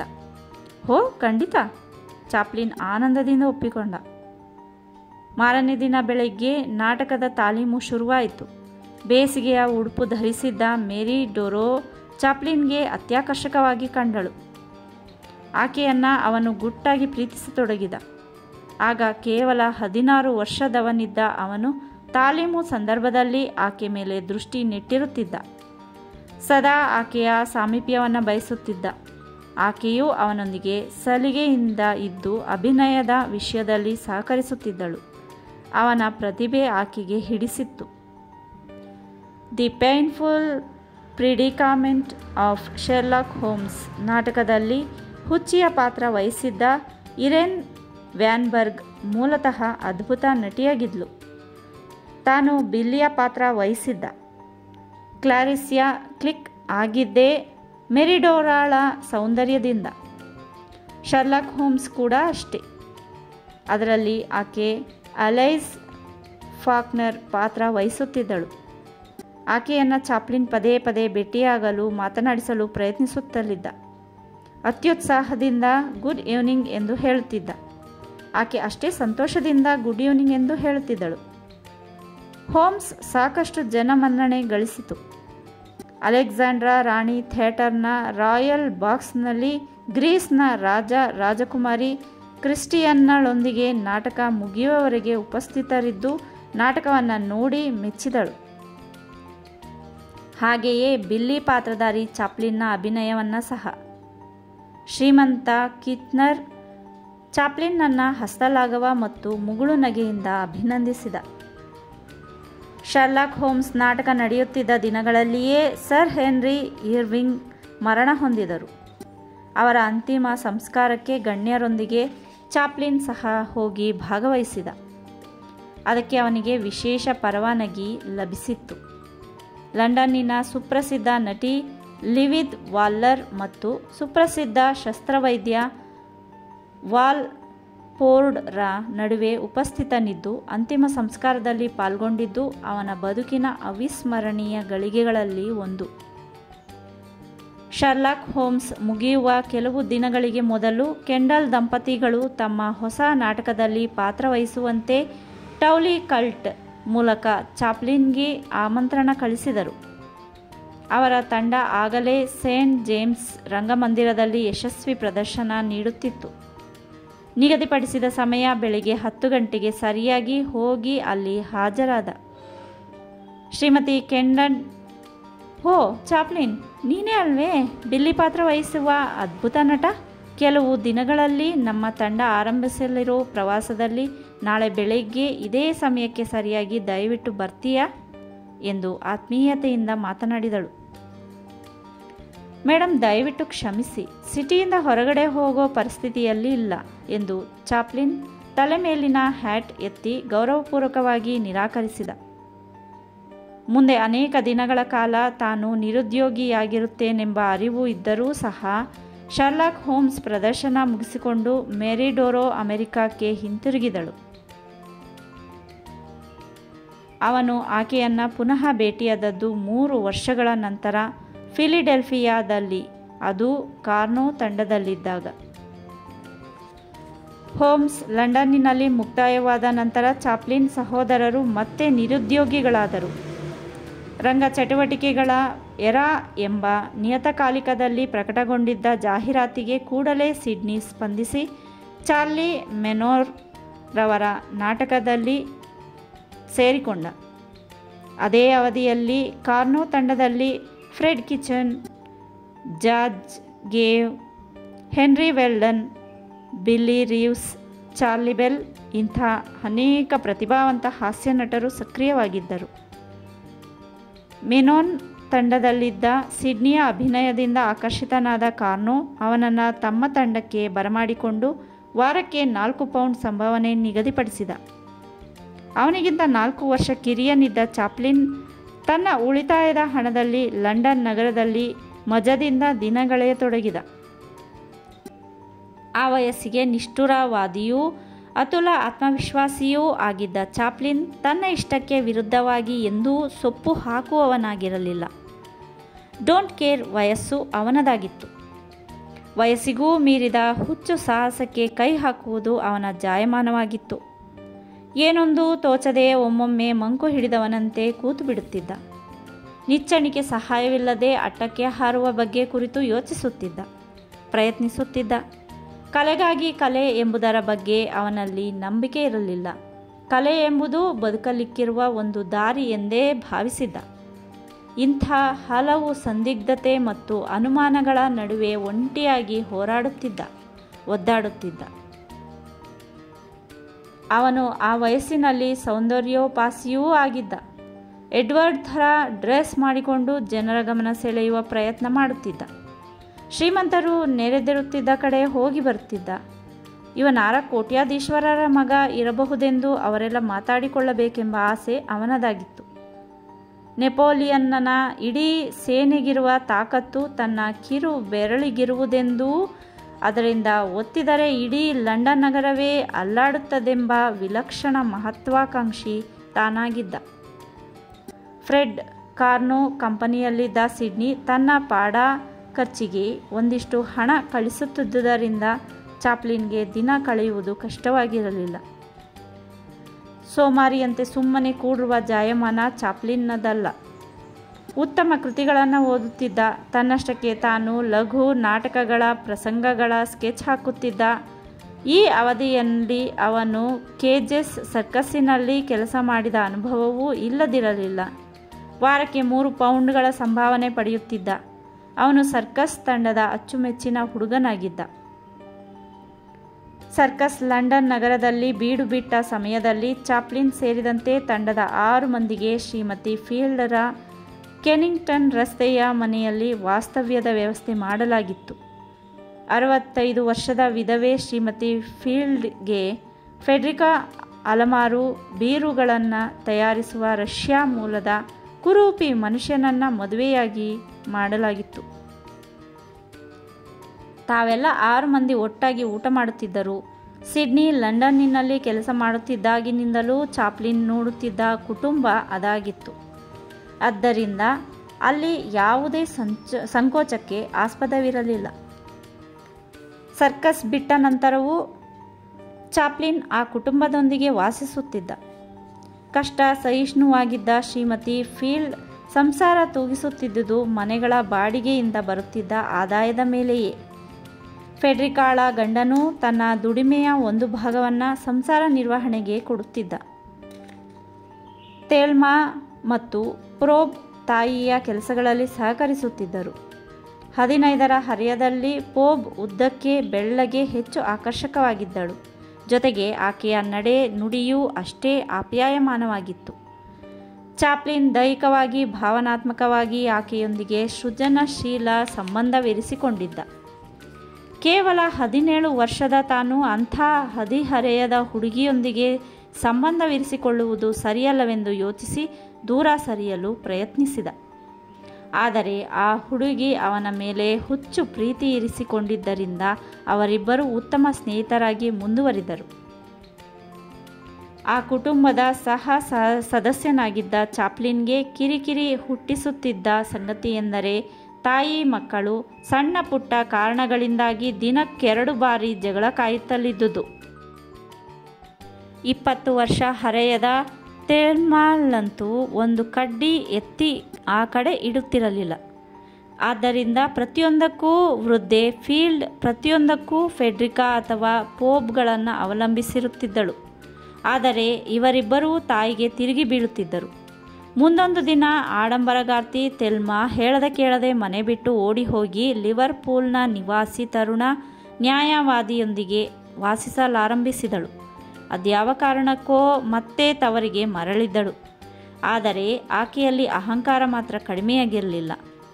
ಶ್ರೀಮತಿ ಫೀಲ್ಡ್ ಹೊರಟು ಹೋಗಿ ಆ ನಿನ್ನ ಲಾಯರ್ ಜೊತೆ ವಾಸ ಮಾಡೇ ಪುಣ್ಯಾತ್ಗಿತ್ತಿ, ನಮಗ್ಯಾಕೆ ಮೂಲ ಆಗಿದ್ದಿ ಎಂದು ಮುಂತಾಗಿ ಹಂಗಿಸದೆ ಇರುತ್ತಿರಲಿಲ್ಲ. ಕುಟುಂಬ ಗೌರವದ ಬಗ್ಗೆ ಸ್ಪಷ್ಟ ಅರಿವಿದ್ದ ಪೋಬ್ ಮಾತ್ರ ಅವರಿಬ್ಬರ ನಡುವೆ ರಾಜಿ ಕುದುರಿಸುವ ಪ್ರಯತ್ನ ಮಾಡುತ್ತಲೇ ಇದ್ದಳು. ಇಂಥ ಘಟನೆಗಳ ಸರಮಾಲೆಯಿಂದ ಚಾಪ್ಲಿನ್ ರೋಸಿ ಹೋಗುತ್ತಿದ್ದ. ಫ್ರೆಡ್ ಕಾರ್ನೋ ಕಂಪನಿಯಲ್ಲಿ ತನಗೊಂದು ಜಾಗ ಗಿಟ್ಟಿಸುವಂತೆ ಅವನು ಆಗಾಗ್ಗೆ ಪತ್ರ ಬರೆದು ಸಿಡ್ನಿಯನ್ನು ಒತ್ತಾಯಿಸುತ್ತಲೇ ಇದ್ದ. ಸಿಡ್ನಿ ಕೂಡ ಆ ದಿಸೆಯಲ್ಲಿ ಪ್ರಾಮಾಣಿಕವಾಗಿ ಪ್ರಯತ್ನಿಸುತ್ತಲೇ ಇದ್ದ. ಚಾಪ್ಲಿನ್ನ ನಟನಾ ಪ್ರತಿಭೆಯ ಬಗ್ಗೆ ಅರಿವಿದ್ದ ಕಾರ್ನೋ ಅವನು ವಯಸ್ಸಿನಲ್ಲಿ ಇನ್ನೂ ಚಿಕ್ಕವನೆಂಬ ಕಾರಣದಿಂದ ಸಿಡ್ನಿಯ ಬೇಡಿಕೆಯನ್ನು ಮುಂದೂಡುತ್ತಲೇ ಇದ್ದ. ಆ ಹೊತ್ತಿಗೆ ಯಹೂದಿ ಜನಾಂಗಕ್ಕೆ ಸೇರಿದ್ದ ಹಾಸ್ಯ ನಟರೆಲ್ಲ ಲಂಡನ್ ನಗರದ ನಾಗರಿಕ ಕೋಪಕ್ಕೆ ತುತ್ತಾಗಿದ್ದರು. ಕೆನ್ನೆಗೂದಲು ವ್ಯಕ್ತಿಗಳಿಂದ ಮೈ ಮರೆಸಿಕೊಂಡಿದ್ದ ಚಾಪ್ಲಿನ್ಗೆ ಸಿಡ್ನಿ 2 ಪೌಂಡಿನಷ್ಟು ಹಣ ಕಳಿಸಿದ. ಅದರಿಂದ 1-2 ಅಮೆರಿಕನ್ ಜೋಕ್ ಪುಸ್ತಕಗಳನ್ನು ಖರೀದಿಸಿ ಹಾಸ್ಯಮಯ ಸಂಭಾಷಣೆಗಳನ್ನು ಬಾಯಿಪಾಠ ಮಾಡಿದ. ಆ ಹಾಸ್ಯ ಪ್ರಸಂಗಗಳನ್ನು ಫೀಲ್ಡ್ ಕುಟುಂಬದೆದುರು ಅಭಿನಯಿಸಿ ಅವರನ್ನೆಲ್ಲ ನಗಿಸಿದ. ನಗುವುದಷ್ಟೇ ಅವರಿಂದ ಸಾಧ್ಯವಾಯಿತು. ಅಲ್ಲಿಗೆ 1/2 ಮೈಲಿ ದೂರದಲ್ಲಿದ್ದ ಫಾರ್ಸ್ಟರ್ ಮ್ಯೂಸಿಕ್ ಹಾಲ್ನಲ್ಲಿ ಯಾವ ಗೌರವಧನವಿಲ್ಲದೆ ಅಭಿನಯಿಸಿ ಎಲ್ಲರನ್ನ ನಗೆಗಡಲಿನಲ್ಲಿ ತೇಲಿಸಿ ಅಚ್ಚರಿಪಡಿಸಿದ. ಪ್ರತಿಭಾವಂತ ಯುವ ಹಾಸ್ಯ ನಟನೆಂದು ಎಲ್ಲರೂ ಪ್ರಶಂಸಿಸಿದರು. ವಾರವಿಡೀ ಅವನು ಹಾಗೆ ಪ್ರದರ್ಶಿಸಿದ್ದಾಯಿತು. ಕೇಸೀಸ್ ಸರ್ಕಸ್ನವರು ಆಡಳಿತ ವರ್ಗದೊಂದಿಗೆ ಮಾತಾಡಿ ಚಾಪ್ಲಿನ್ನಿಂದ ಇಂಗ್ಲೆಂಡಿನ ಎಲ್ಲ ಪ್ರಮುಖ ನಗರಗಳಲ್ಲಿ ಪ್ರದರ್ಶನವನ್ನು ಮಾಡಿಸಬೇಕೆಂದು ನಿರ್ಧರಿಸಿದರು. ಅಂದಿನ ಪ್ರಮುಖ ಪ್ರದರ್ಶನಕ್ಕೆ ಫೀಲ್ಡ್ ಕುಟುಂಬದ ಸದಸ್ಯರು ಚಾಪ್ಲಿನ್ನಿಂದ ಉಚಿತ ಪ್ರವೇಶ ದಿಟ್ಟಿಸಿಕೊಂಡು ನೋಡಿ ಮೂಕ ವಿಸ್ಮಿತರಾದರು. ಅವನ ಅಭಿನಯವನ್ನು ಇಂಗ್ಲೆಂಡಿನ ಪ್ರಮುಖ ಪತ್ರಿಕೆಗಳೆಲ್ಲ ಹಾಡಿ ಹರಸಿದವು. ಈ ಯಶಸ್ಸಿನಿಂದ ನೀನು ನಮ್ಮ ಕುಟುಂಬದಿಂದ ಬಹುದೂರ ಹೋಗಬಹುದಲ್ಲವೇ ಎಂದು ಪೋಬ್ ಆತಂಕ ವ್ಯಕ್ತಪಡಿಸಿದಳು. ಆ ಸಾಧ್ಯತೆಯನ್ನು ತಳ್ಳಿಹಾಕುವಂತಿಲ್ಲ ಎಂದು ಚಾಪ್ಲಿನ್ ಆತ್ಮವಿಶ್ವಾಸದಿಂದ ಹೇಳಿದ. ಸೋಮವಾರ ಮಧ್ಯಾಹ್ನ 12 ಗಂಟೆಯಿಂದ ಹಾಡುಗಳ ಹಾಸ್ಯ ಚತುರೋಕ್ತಿಗಳ ತಾಲೀಮು ಆರಂಭವಾಯಿತು. ಹಾಗೆ ಒಂದು ಥಿಯೇಟರ್ನಲ್ಲಿ ಚಾಪ್ಲಿನ್ನ ಪ್ರದರ್ಶನ ಏರ್ಪಡಿಸಲಾಯಿತು. ಪ್ರದರ್ಶನ ಆರಂಭಗೊಂಡ ಸ್ವಲ್ಪ ಹೊತ್ತಿನಲ್ಲಿಯೇ ಪ್ರೇಕ್ಷಕರು ಕಿತ್ತಳೆ ಹಣ್ಣಿನ ಸಿಪ್ಪೆಗಳನ್ನು ವೇದಿಕೆಯ ಕಡೆ ಗುರಿ ಇಟ್ಟು ಎಸೆಯತೊಡಗಿದರು. ಇದರಿಂದ ಬೇಸರಗೊಂಡ ಚಾಪ್ಲಿನ್ ಪ್ರೇಕ್ಷಕರ ಉದ್ದಟತನದ ವಿರುದ್ಧ ಆಡಳಿತ ವರ್ಗಕ್ಕೆ ದೂರು ಸಲ್ಲಿಸಿದ. ಅವರಿಗೂ ಪ್ರೇಕ್ಷಕರ ಅಧಿಕ ಪ್ರಸಂಗಿತನವನ್ನು ನಿಯಂತ್ರಿಸುವುದು ಸಾಧ್ಯವಾಗಲಿಲ್ಲ. ಆಗ ಚಾಪ್ಲಿನ್ ವೇದಿಕೆಯಿಂದ ನಿರ್ಗಮಿಸಿ ಮೇಕಪ್ ಕಳಚಿ ಆ ಮಧ್ಯರಾತ್ರಿ ಸಮಯದಲ್ಲಿ ಸೀದಾ ಕೆನಿಂಗ್ಟನ್ ರಸ್ತೆಯಲ್ಲಿನ ಶ್ರೀಮತಿ ಫೀಲ್ಡ್ರವರ ಮನೆಗೆ ಬಂದು ಕರೆಗಂಟೆ ಎತ್ತಿದ. ಅಷ್ಟೊತ್ತಿಗೆ ಅವರೆಲ್ಲ ಹಾಸಿಗೆ ಸೇರಿದ್ದರು. ಬೆಳಗ್ಗೆ ಉಪಹಾರದ ಸಮಯದಲ್ಲಿ ಶ್ರೀಮತಿ ಫೀಲ್ಡ್ ಪ್ರದರ್ಶನದ ಬಗ್ಗೆ ಪ್ರಸ್ತಾಪಿಸಿದಳು.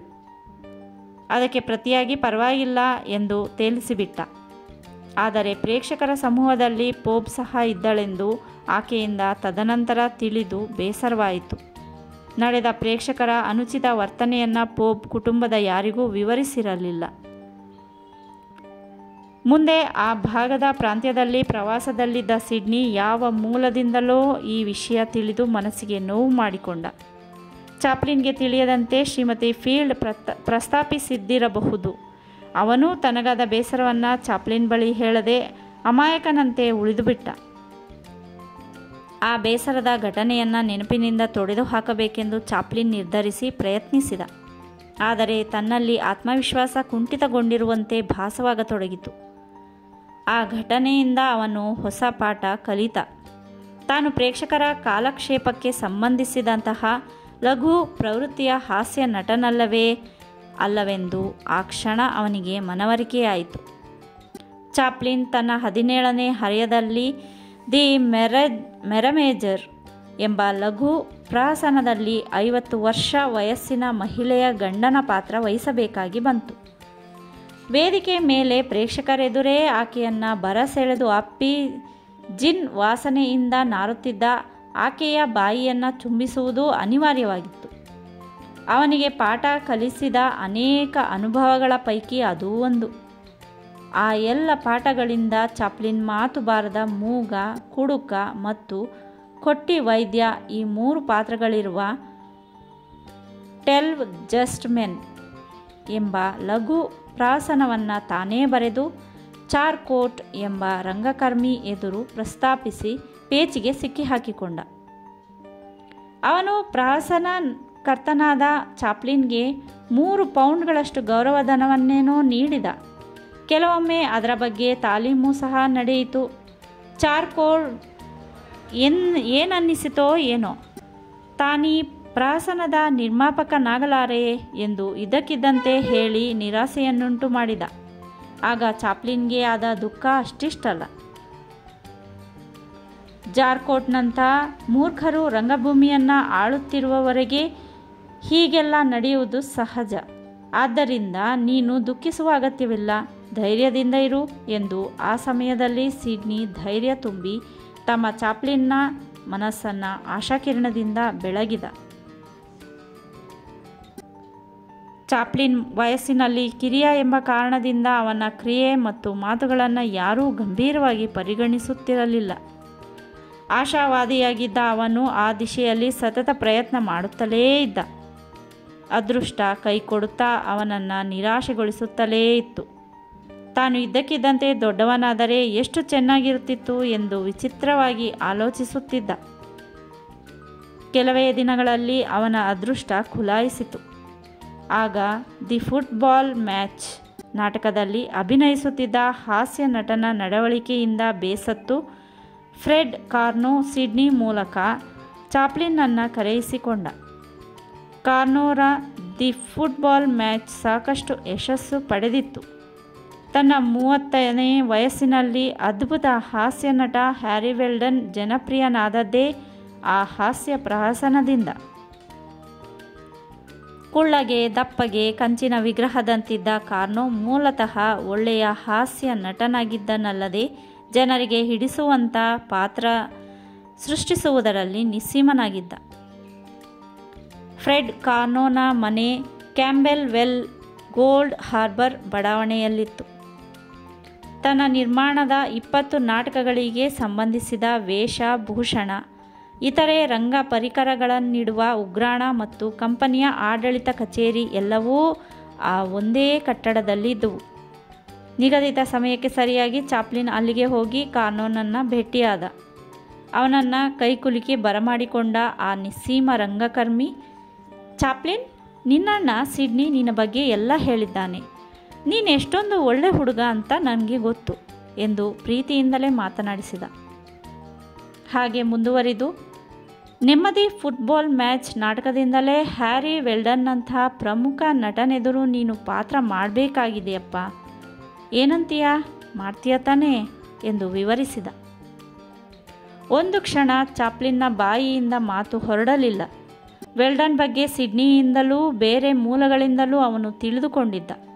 ಇಡೀ ಪ್ರೇಕ್ಷಕ ಸಮುದಾಯವನ್ನು ಆರಂಭದಿಂದ ಅಂತ್ಯದವರೆಗೆ ನಿರ್ವಿರಾಮವಾಗಿ ನಗಿಸಬಲ್ಲ ಏಕೈಕ ಅದ್ವಿತೀಯ ಹಾಸ್ಯನಟ ಹ್ಯಾರಿ ವೆಲ್ಡನ್. ಇಂಗ್ಲೆಂಡಿನ ಎಲ್ಲ ರಂಗ ನಟರಿಗಿಂತ ಅತಿ ಹೆಚ್ಚು, ಅಂದರೆ ವಾರಕ್ಕೆ 34 ಪೌಂಡ್ಗಳಷ್ಟು ಸಂಭಾವನೆಯನ್ನು ಆತ ಪಡೆಯುತ್ತಿದ್ದ. ಜೊತೆಗೆ ಊಟ, ವಸತಿ ಇತ್ಯಾದಿಗಳಿಗೆ ವಿಶೇಷ ವ್ಯವಸ್ಥೆ ಬೇರೆ. ಅಂಥ ಮಹಾನ್ ನಟನ ಎದುರು ನಟಿಸುವುದೆಂದರೆ ಹುಡುಗಾಟಿಕೆಯ ಸಂಗತಿಯಾಗಿರಲಿಲ್ಲ. ನಟಿಸಲಾಗದೆ ಎಷ್ಟೋ ನಟರು ಜಾಗ ಖಾಲಿ ಮಾಡಿದ್ದರು. ಎಲ್ಲ ಪೂರ್ವಾಪರ ಯೋಚಿಸಿ ಚಾಪ್ಲಿನ್ ಅಪರಿಮಿತ ಆತ್ಮವಿಶ್ವಾಸದಿಂದ, ಇಂಥ ಅವಕಾಶಕ್ಕಾಗಿಯೇ ನಾನು ಕಾಯುತ್ತಿದ್ದೆ ಎಂದು ಹೇಳಿದ. ಅವನ ಕರಾರುವಾಕ್ಕಾದ ಮಾತುಗಳನ್ನು ಕೇಳಿ ಕಾರ್ನೋಗೆ ನಗು ಬಂತು. ಮನಸ್ಸಿನಲ್ಲಿ ಹುಡುಗನ ಧೈರ್ಯ ಮೆಚ್ಚಿಕೊಂಡ. ಹ್ಯಾರಿ ವೆಲ್ಡನ್ ಎದುರು ನಟಿಸೋರಿಗೆ ಎಂಟೆದೆ ಇರಬೇಕಲ್ಲಪ್ಪ, ಅದು ನಿನಗಿದೆಯಾ ಎಂದು ಕೇಳಿದ. ಓಹೋ, ಇದೆ. ನೀನೇನೋ ವಯಸ್ಸು 17 ವರ್ಷ ಅಂತಿದ್ದೀಯಾ, ಆದರೆ ನೋಡಲಿಕ್ಕೆ ಇನ್ನೂ ಚಿಕ್ಕವನ ಹಾಗೆ ಕಾಣ್ತಿದ್ದೀಯಲ್ಲ. ಇರಬಹುದು, ಮೇಕಪ್ನಲ್ಲಿ ವಯಸ್ಸನ್ನು ಹಿಂದೂ ಮುಂದೂ ಮಾಡಬಹುದಲ್ವಾ? ಚಾಪ್ಲಿನ್ ಎದೆಗುಂದದೆ ವಿಶ್ವಾಸದಿಂದ ಹೇಳಿದ ಮಾತಿಗೆ ಕಾರ್ನೋ ನಗಾಡಿ ತಲೆದೂಗಿದ. ವಿಶ್ವಾಸ ತಳೆದ, ಆದರೆ ಆತ ತನ್ನ ಮೆಚ್ಚುಗೆಯನ್ನು ಬಹಿರಂಗವಾಗಿ ಪ್ರಕಟಿಸಲಿಲ್ಲ. ಹಣ್ಣೋ ಕಾಯೋ ಹೇಳದೆ ಕಾರ್ನೋ ಚಾಪ್ಲಿನ್ನನ್ನು ಬೀಳ್ಕೊಟ್ಟ. ಎಷ್ಟೊಂದು ಉದಾಸೀನ ಮುದುಕ ಅನ್ನಿಸಿತು ಚಾಪ್ಲಿನ್ಗೆ. ಎಲ್ಲ ಹೇಳಿಕೊಳ್ಳಬೇಕೆಂದರೆ ಸಿಡ್ನಿ ಕಾರ್ನೋ ಕಂಪನಿಯ ಬೇರೊಂದು ತಂಡದ ಪ್ರವಾಸದಲ್ಲಿದ್ದನು. ಕಾರ್ನೋ 1-2 ದಿನದಲ್ಲಿ ಚಾಪ್ಲಿನ್ನನ್ನು ಕರೆಸಿಕೊಂಡು, ತಾತ್ಕಾಲಿಕ ಅವಕಾಶ ಕೊಡಬೇಕೆಂದಿದ್ದೀವಿ ಮಗು, ನಿನ್ನ ಅಭಿನಯ ತೃಪ್ತಿ ಕೊಟ್ಟಲ್ಲಿ ಮುಂದುವರಿಸುತ್ತೇವೆ. ನೀನು ಮೊದಲೇ ಹೇಳಿ ಕೇಳಿ ಹುಡುಗ ಬಟ್ಟೆ ಎಂದು ಹೇಳಿದ. ವಾರಕ್ಕೆ 3 ಪೌಂಡ್ ಸಂಭಾವನೆ ಮೇಲೆ ಚಾಪ್ಲಿನ್ನನ್ನು ಕಾರ್ನೋ ತಾತ್ಕಾಲಿಕವಾಗಿ ನೇಮಿಸಿಕೊಂಡ. 2 ವಾರಗಳಿಗೆ ಮಾತ್ರ. ತೃಪ್ತಿ ಕೊಟ್ಟಲ್ಲಿ 1 ವರ್ಷದ ಒಪ್ಪಂದವನ್ನು ಮಾಡಿಕೊಳ್ಳುವುದೆಂದು ಮಾತುಕತೆಯ ಮೂಲಕ ತಿಳಿಸಲಾಯಿತು. ತಾನು ವಹಿಸಲಿರುವ ಪಾತ್ರದ ಔಚಿತ್ಯವನ್ನು ಪೂರ್ಣ ಅಭ್ಯಾಸ ಮಾಡಲು ಅವನಿಗೊಂದು ವಾರ ಕಾಲಾವಕಾಶ ನೀಡಿದರು. ಗುರುವಿನ ಸ್ಥಾನದಲ್ಲಿ ನಿಂತು ಚಾಪ್ಲಿನ್ಗೆ ಕಾರ್ನೋ ಅನೇಕ ಸಲಹೆ ಸೂಚನೆಗಳನ್ನು ನೀಡಿದ. ಪಾತ್ರಕ್ಕೆ ಸಂಬಂಧಿಸಿದ ವಾಸ್ತವ ವ್ಯಕ್ತಿಗಳ ನಡವಳಿಕೆಯನ್ನು ಹತ್ತಿರದಲ್ಲಿದ್ದು ಕ್ಷುಣ್ಣವಾಗಿ ಗಮನಿಸಿ ಮನದಟ್ಟು ಮಾಡಿಕೊಂಡು ಪಾತ್ರವನ್ನು ಸಹಜತೆಗೆ ಹತ್ತಿರ ತರಬೇಕೆಂದು ಹೇಳಿದ. ಅದನ್ನು ಕೇಳಿ ಚಾಪ್ಲಿನ್ ಕಾರ್ನೋ ಬಗ್ಗೆ ಗೌರವ ಇಮ್ಮಡಿಯಾಯಿತು. ತನ್ನ ಪಾಲಿಗೆ ಅಮೃತದೋಪಾದಿಯಲ್ಲಿ ಬಂದಿರುವ ಹಾಸ್ಯ ಪಾತ್ರ, ಅದು ಹ್ಯಾರಿ ವೆಲ್ಡನ್ನಂಥ ಮೇರು ನಟನ ಸಮಕ್ಷಮದಲ್ಲಿ. ಹ್ಯಾರಿ ವೆಲ್ಡನ್ ಗೋಲ್ಫ್ ಮೈದಾನಕ್ಕೋ ಮತ್ತೆಲ್ಲಿಗೋ ಹೋಗುತ್ತಿರುವುದರಿಂದ ಆತನ ಅನುಪಸ್ಥಿತಿಯಲ್ಲಿ ಚಾಪ್ಲಿನ್ಗೆ 1-2 ಬಾರಿ ತಾಲೀಮು ನೀಡಲಾಯಿತು. ಹಿಂದೆ ಸಿಡ್ನಿ ನಿರ್ವಹಿಸಿದಂಥ ಪಾತ್ರ ಅದಾಗಿತ್ತು. ಆ ತಾಲೀಮುಗಳಿಂದ ಚಾಪ್ಲಿನ್ಗೆ ತೃಪ್ತಿ ಸಿಗಲಿಲ್ಲ. ಪಾತ್ರದ ಸಂಭಾಷಣೆಯನ್ನು ಗಟ್ಟಿ ದನಿಯಲ್ಲಿ ಓದಲಾಗಲೂ ಇಲ್ಲ. ಎದುರು ಪಾತ್ರಧಾರಿ ವೆಲ್ಡನ್ ಸಮಕ್ಷಮದಲ್ಲಿ ತಾಲೀಮು ನಡೆದಿದ್ದಲ್ಲಿ ಅರ್ಥ ಮತ್ತು ಪರಿಣಾಮ ಬೇರೆಯಾಗಿರುತ್ತಿತ್ತೆಂದು ಚಾಪ್ಲಿನ್ ಭಾವಿಸಿದ. ದಿ ಫುಟ್ಬಾಲ್ ಮ್ಯಾಚ್ ಸ್ವಭಾವತಃ ಹಾಸ್ಯ ನಾಟಕವಾಗಿತ್ತು. ಅದರ ಪ್ರಮುಖ ಉದ್ದೇಶವೇ ಪ್ರೇಕ್ಷಕರಿಗೆ ಯಥೇಚ್ಛ ಮನರಂಜನೆ ನೀಡುವುದು. ಈ ನಾಟಕದಿಂದಾಗಿ ಎದುರಾಳಿ ಕಂಪನಿಗಳು ಬಿಕೋ ಎನ್ನುತ್ತಿದ್ದವು. ಇದೆಲ್ಲ ಸಾಧ್ಯವಾದದ್ದು ಹ್ಯಾರಿ ವೆಲ್ಡನ್ ನಾಟಕದಲ್ಲಿ ಮುಖ್ಯ ಪಾತ್ರ ವಹಿಸಿದ ನಂತರವೇ. ಪೋಸ್ಟರ್ಸ್ ಕಂಪನಿಯ ಹಾಸ್ಯ ಪ್ರದರ್ಶನದ ಸಮಯದಲ್ಲಿ ತಾನು ಅನುಭವಿಸಿದ ಅವಮಾನ ಚಾಪ್ಲಿನ್ಗೆ ನೆನಪಾಗಿ ಹಿಂಸಿಸಲಾರಂಭಿಸಿದನು. ಆ ಅವಮಾನವೇ ಇಲ್ಲಿ ಪುನರಾವರ್ತಿಗೊಂಡರೇನು ಮಾಡುವುದು ಎಂಬ ಚಿಂತೆ ಕಾಡತೊಡಗಿತು. ದಿ ಫುಟ್ಬಾಲ್ ಮ್ಯಾಚ್ ನಾಟಕ ಆರಂಭವಾಗುವುದಕ್ಕೆ ಮೊದಲು ಪ್ರಯತ್ನಿಸಿ ಆತ್ಮವಿಶ್ವಾಸ ವೃದ್ಧಿಸಿಕೊಂಡ. ಮೇಕಪ್ನಲ್ಲಿದ್ದ ಅವನು ನೇಪಥ್ಯದಲ್ಲಿ ಹಿಂದಕ್ಕೂ ಮುಂದಕ್ಕೂ ಶತಪಥ ಅಡ್ಡಾಡಿದ. ಹಿನ್ನೆಲೆ ವಾದ್ಯ ಸಂಗೀತ ಅಲೆಯಾಗಿ ಕೇಳಿ ಬರತೊಡಗಿತು. ತೆರೆ ಸರಿಯಿತು. ಪಾತ್ರಗಳು ತಮ್ಮ ಪಾತ್ರ ನಿರ್ವಹಿಸಲಾರಂಭಿಸಿದವು. ಹಾಗೆಯೇ ನಗೆಯ ಅಲೆಗಳು, ಹರ್ಷೋದ್ಗಾರಗಳ ನಡುವೆ ಹ್ಯಾರಿ ವೆಲ್ಡನ್ನ ಪ್ರವೇಶವಾಯಿತು. ಹಾಗೆ ಚಾಪ್ಲಿನ್ನದೂ ಸಹ. ಹೆಜ್ಜೆ ಹೆಜ್ಜೆಗೆ ತನ್ನ ಪಾತ್ರಕ್ಕೆ ಹೊಸ ಹೊಸ ಆಯಾಮ ನೀಡತೊಡಗಿದ. ಪ್ರೇಕ್ಷಕರ ಅಪಾರ ಮೆಚ್ಚುಗೆಯನ್ನು ಚಾಪ್ಲಿನ್ ತಾನೂ ಗಳಿಸಿದ. ಹ್ಯಾರಿ ವೆಲ್ಡನ್ ಸೇರಿದಂತೆ ಹಲವರು ಚಾಪ್ಲಿನ್ನನ್ನು ಅಭಿನಂದಿಸಿ ಸಂತೋಷ ವ್ಯಕ್ತಪಡಿಸಿದರು. ಅವನಿಗೆ ಸ್ವತಃ ಅಷ್ಟಿಷ್ಟು ಸಂತೋಷವಾಗಲಿಲ್ಲ. ಆ ಅಪರಿಮಿತ ಸಂತೋಷದ ಮಹಾಪುರದಲ್ಲಿ ಕೊಚ್ಚಿ ಹೋಗುತ್ತಿದ್ದ ಅವನಿಗೆ ನಿರ್ಜನ ಸ್ಥಳದಲ್ಲಿ ತಾನೋರ್ವನೇ ಕೂತು ಸಾಕಷ್ಟು ಅಳಬೇಕೆನ್ನಿಸಿತು. ಆ ರಾತ್ರಿ ತಡವಾಗಿ ಮನೆ ಕಡೆ ಹೊರಟ. ಕತ್ತಲೆಯಲ್ಲಿ ಚಿರಪರಿಚಿತ ವೆಸ್ಟ್ ಮಿನಿಸ್ಟರ್ ಬ್ರಿಡ್ಜ್ ಮೇಲೆ ನಿಂತು ಲಂಡನ್ ಮಹಾನಗರವನ್ನು ನೋಡತೊಡಗಿದ. ಕೆಳಗೆ ರೇಷ್ಮೆ ದಾರಗಳಂತೆ ತೆಳ್ಳಗೆ ನೀರು ಹರಿಯುತ್ತಿತ್ತು. ಸಂತೋಷದ ಭರದಲ್ಲಿ ಅಳಬೇಕೆಂದು ಪ್ರಯತ್ನಿಸಿದ, ಆದರೆ ಸಾಧ್ಯವಾಗಲಿಲ್ಲ. ಕಣ್ಣಲ್ಲಿ ನೀರು ಖಾಲಿಯಾಗಿರಬಹುದೆಂದೆನಿಸಿತು. ಚಹಾದ ಅಂಗಡಿ ಬಳಿ ಹೋಗಿ ಒಂದು ಕಪ್ ಚಹಾ ಸೇವಿಸಿದ. ಯಾರ ಬಳಿಯಾದರೂ ಸಾಕಷ್ಟು ಮಾತನಾಡಬೇಕೆಂದೆನಿಸಿತು. ಸಿಡ್ನಿ ಅದೇ ನಗರದ ಬೇರೊಂದು ಮೂಲೆಯಲ್ಲಿರುವ ಸಂಗತಿ ತದನಂತರ ನೆನಪಾಯಿತು. ಗೊತ್ತು ಗುರಿಯಿಲ್ಲದ ಹೊತ್ತಿನಲ್ಲಿ ಅವನ ಸಂಪರ್ಕ ಅಸಾಧ್ಯ. ಕೆನಿಂಗ್ಟನ್ ಗೇಟ್ ತಲುಪಲೆಂದು ನಡೆದ. ಅವನು ದಾರಿಯಲ್ಲಿ ಇನ್ನೊಂದು ಕಪ್ಪು ಚಹಾ ಸೇವಿಸಿದ. ಆ ನಿರ್ಜನ ಕಾವಳದಲ್ಲಿ ದಾರಿ ಉದ್ದಕ್ಕೂ ತಾನೊಬ್ಬನೇ ಮಾತಾಡಿಕೊಂಡ, ನಗಾಡಿಕೊಂಡ. ಹೀಗೆ ಉದ್ವಿಗ್ನಗೊಂಡಿದ್ದ ಚಾಪ್ಲಿನ್ ಮನೆ ಸೇರಿದಾಗ ಬೆಳಿಗ್ಗೆ 5 ಗಂಟೆ. ಆ ರಾತ್ರಿ ಕಾರ್ನೋ ಇರಲಿಲ್ಲ. ಆತ ಬಂದದ್ದು 3ನೇ ಪ್ರದರ್ಶನಕ್ಕೆ. ಪ್ರಥಮ ಪ್ರದರ್ಶನಕ್ಕೆ ಗೈರು ಹಾಜರಿಯ ಕಾರಣಗಳನ್ನು ಹೇಳಿ ಬೆನ್ನು ತಟ್ಟಿ ಅಭಿನಂದಿಸಿದ. ಅಂದು ಚಾಪ್ಲಿನ್ನ ಅದ್ಭುತ ಅಭಿನಯ ನೋಡಿ ಮಂತ್ರಮುಗ್ಧನಾದ. ತನಗಾದ ಸಂತೋಷವನ್ನು ಒಂಚೂರು ಬಹಿರಂಗವಾಗಿ ಪ್ರಕಟಿಸದೆ ಗಂಭೀರವಾಗಿ ಬೆಳಿಗ್ಗೆ ಆಫೀಸ್ಗೆ ಬಂದು ಅಗ್ರಿಮೆಂಟ್ಗೆ ಸಹಿ ಹಾಕು ಎಂದಷ್ಟೇ ಹೇಳಿದ. ಪ್ರದರ್ಶನದ ಬಗ್ಗೆ ಒಂದು ಸಲ ಪತ್ರ ಬರೆದಿದ್ದ ಚಾಪ್ಲಿನ್ ಸಿಡ್ನಿಗೆ ತಾನು 1 ವರ್ಷದ ಅವಧಿಗೆ ವಾರವೊಂದಕ್ಕೆ 4 ಪೌಂಡ್ಗಳಂತೆ ಅಗ್ರಿಮೆಂಟ್ ಮಾಡಿಕೊಂಡೆನೆಂದು ತಂತಿಯಲ್ಲಿ ಸಂದೇಶ ರವಾನಿಸಿದ. ಲಂಡನ್ನಿನಲ್ಲಿ ದಿ ಫುಟ್ಬಾಲ್ ಮ್ಯಾಚ್ 14 ವಾರಗಳ ಕಾಲ ಯಶಸ್ಸಿನ ಜಯಭೇರಿ ಬಾರಿಸಿತು. ತದನಂತರ ಪ್ರವಾಸ ಹೊರಟಿತು. ಇಂಗ್ಲೆಂಡಿನ ಉತ್ತರ ಭಾಗದ ಬ್ರಿಸ್ಟಲ್, ಕಾರ್ಡಿಫ್, ವಯತ್, ಸೌಂತಾಂಪ್ಟನ್ ಮುಂತಾದ ನಗರಗಳಲ್ಲಿ ಹ್ಯಾರಿ ವೆಲ್ಡನ್ಗಿಂತ ಹೆಚ್ಚು ಜನಪ್ರಿಯನಾದದ್ದು ಚಾಪ್ಲಿನ್ನೇ. ಆದ್ದರಿಂದ ಆ ಮಹಾನ್ ಹಿರಿಯ ನಟ ಹ್ಯಾರಿ ವೆಲ್ಡನ್ಗೆ ಚಾಪ್ಲಿನ್ ಮೇಲೆ ಹೊಟ್ಟೆ ಕಿಚ್ಚು ಶುರುವಾಯಿತು. ಪ್ರದರ್ಶನದ ಸಮಯದಲ್ಲಿ ಕೃತಕವಾಗಿ ಹೊಡೆಯುವ ಬದಲು ಚಾಪ್ಲಿನ್ಗೆ ನಿಜವಾಗಲೂ ಹೊಡೆಯತೊಡಗಿದ. ಇದು ಕ್ರಮೇಣ ಕಂಪನಿಯ ಆಡಳಿತ ವರ್ಗಕ್ಕೆ ಗೊತ್ತಾಗಿ ಅವರು ಕೈ ಹಿಸುಕಿಕೊಂಡರು. ಒಮ್ಮೆ ವೇದಿಕೆಯ ಮೇಲೆ ಅವನು ಚಾಪ್ಲಿನ್ಗೆ ಮೂಗಿನ ಮೇಲೆ ಎಷ್ಟು ಬಲವಾಗಿ ಗುದ್ದಿದನೆಂದರೆ ಮೂಗಿನ ಒಳಭಾಗದಲ್ಲಿ ಗಾಯವಾಗಿ ರಕ್ತ ಸೋರತೊಡಗಿತು. ಇದರಿಂದ ಚಾಪ್ಲಿನ್ ಸಿಟ್ಟಿನಿಂದ, ಇನ್ನೊಮ್ಮೆ ಹೀಗೆಲ್ಲ ಮಾಡ್ತೀಯಂದರೆ ಏನಾದರೂ ತಗೊಂಡು ನಿನ್ನ ತಲೆ ಹೊಡೆದು ಬಿಡ್ತೇನೆ, ಹುಷಾರ್. ನಿನ್ನಂಥ ಹಿರಿಯ ಅನುಭವಿ ನಟ ನಮ್ಮಂಥ ಕಿರಿಯ ಪ್ರತಿಭೆ ಕಂಡು ಸಂತೋಷ ಪಡಬೇಕೇ ಹೊರತು ಹೊಟ್ಟೆ ಕಿಚ್ಚು ಪಡಬಾರದು ಎಂದು ಮೇಕಪ್ ರೂಮಿನಲ್ಲಿ ಎಚ್ಚರಿಸಿದ. ನನ್ನ ಕುಂಡಿಯಲ್ಲಿರೋವಷ್ಟು ಪ್ರತಿಭೆ ನಿನ್ನ ಇಡೀ ದೇಹದಲ್ಲಿಲ್ಲ, ತಿಳಿತೇನೋ ಹುಡುಗ ಎಂದು ಅವನು ದುರುಗುಟ್ಟಿದ.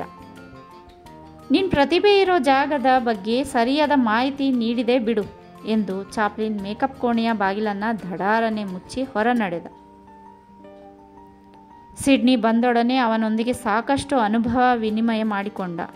ಆ ಸಹೋದರರು ಬ್ರಿಕ್ಟನ್ ರಸ್ತೆಯಲ್ಲಿ 40 ಪೌಂಡ್ವರೆಗೆ ಖರ್ಚು ಮಾಡಿ ಒಂದು ಒಳ್ಳೆ ಮನೆ ಮಾಡಬೇಕೆಂದು ಮಾತಾಡಿಕೊಂಡರು. ಗುಜರಿ ಅಂಗಡಿಗೆ ಹೋಗಿ ಸೆಕೆಂಡ್ ಹ್ಯಾಂಡ್ ಪೀಠೋಪಕರಣಗಳನ್ನು ತಂದು ಮನೆಯನ್ನು ಅಲಂಕರಿಸಿದರು. ಕಷ್ಟದಲ್ಲಿರುವ ತಮ್ಮ ತಾತಂಗೆ ವಾರಕ್ಕೆ 10 ಶಿಲಿಂಗ್ ಕಳಿಸತೊಡಗಿದರು. ತಮ್ಮ ಹೊಸ ಮನೆಗೆ ವಾರಕ್ಕೆ 2 ಸಾರಿ ಬಂದು ಶುಚಿ ಮಾಡಲು ಒಬ್ಬ ಸೇವಕಿಯನ್ನು ಗೊತ್ತು ಮಾಡಿದರು. ಅವರ ಪಾಲಿಗೆ ತಮ್ಮ ಹೊಸ ಮನೆ ಪವಿತ್ರ ದೇವಾಲಯವಾಯಿತು. ರಜೆ ದಿನಗಳಲ್ಲಿ ಆ ಅಪೂರ್ವ ಸೋದರಂಗಳು ತಮ್ಮ ಮನೆಯ ಬಾಲ್ಕನಿಯ ಆರಾಮ್ ಚೇರಿನಲ್ಲಿ ಕೂತು ಹರಟೆ ಕೊಚ್ಚುತ್ತಿದ್ದರು. 16ನೇ ವಯಸ್ಸಿನಲ್ಲಿ ಮೊಳಕೆ ಹೊಡೆದಿದ್ದ ರೊಮ್ಯಾನ್ಸ್ ತನ್ನ 19ನೇ ವಯಸ್ಸು ತಲುಪುವಷ್ಟರಲ್ಲಿ ಹೆಮ್ಮರವಾಗಿ ಬೆಳೆದಿತ್ತು. ಸಣ್ಣ ಗಾಳಿಗೆ ಮಾರಗಲ ಚೆಲ್ಲೊಡೆಯುತ್ತಿದ್ದ ತಲೆಗೂದಲ ಸುಂದರಿ ಚಾಪ್ಲಿನ್ನ ಕಣ್ಮನ ಸೆಳೆದಳು. ಆಕೆಯೊಂದಿಗೆ ಬಿಡುವಿನ ಸಮಯವನ್ನು ಗೋಲ್ಫ್ ಮೈದಾನದಲ್ಲಿ ಕಳೆಯುತ್ತಿದ್ದ. ಕಾರ್ನೋ ಕಂಪನಿಯ ಪ್ರತಿಭಾವಂತ ನಟನೆಂದು ಹೆಸರಾಗಿದ್ದ ಚಾಪ್ಲಿನ್ನನ್ನು ಆಕೆಯೂ ಪ್ರೀತಿಸುತ್ತಿದ್ದಳು. ಮತ್ತೆ ತಂಡದ ಪ್ರವಾಸ ಮುಂದುವರಿಯಿತು.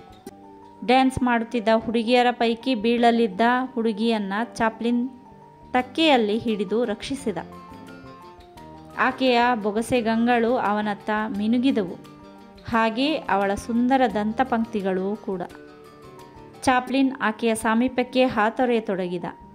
ಅವನು ಹಿಡಿದಿರುತ್ತಿದ್ದ ಕನ್ನಡಿಯಲ್ಲಿ ಇಣುಕಿ ಆಕೆ ತಲೆಗೂದಲು ಒಪ್ಪ ಓರಣ ಮಾಡಿಕೊಳ್ಳುತ್ತಿದ್ದಳು. ಸೌಂದರ್ಯೋಪಾಸಿಯಾಗಿದ್ದ ಅವನು ಆ ನೆಪದಲ್ಲಿ ಆಕೆಯ ದೇಹದ ಸೌಂದರ್ಯವನ್ನು ಕಣ್ಣುಗಳಿಂದ ಸವಿಯುತ್ತಿದ್ದ. ಆದರೆ ತನ್ನೆದೆಯ ಮಾತನ್ನು ಹೊರಗಡೆ ತೆಗೆದುಹಾಕಲು, ಆಕೆ ಎದುರು ಮಂಡಿಸಲು ಅವನು ಸಮಯಕ್ಕಾಗಿ ಕಾಯುತ್ತಿದ್ದ. ಅವನನ್ನು ಆಕೆ ಆ ಮೊದಲು ನೋಡಿದ್ದು ಅವನು ಮೇಕಪ್ಪಿನಲ್ಲಿದ್ದಾಗ.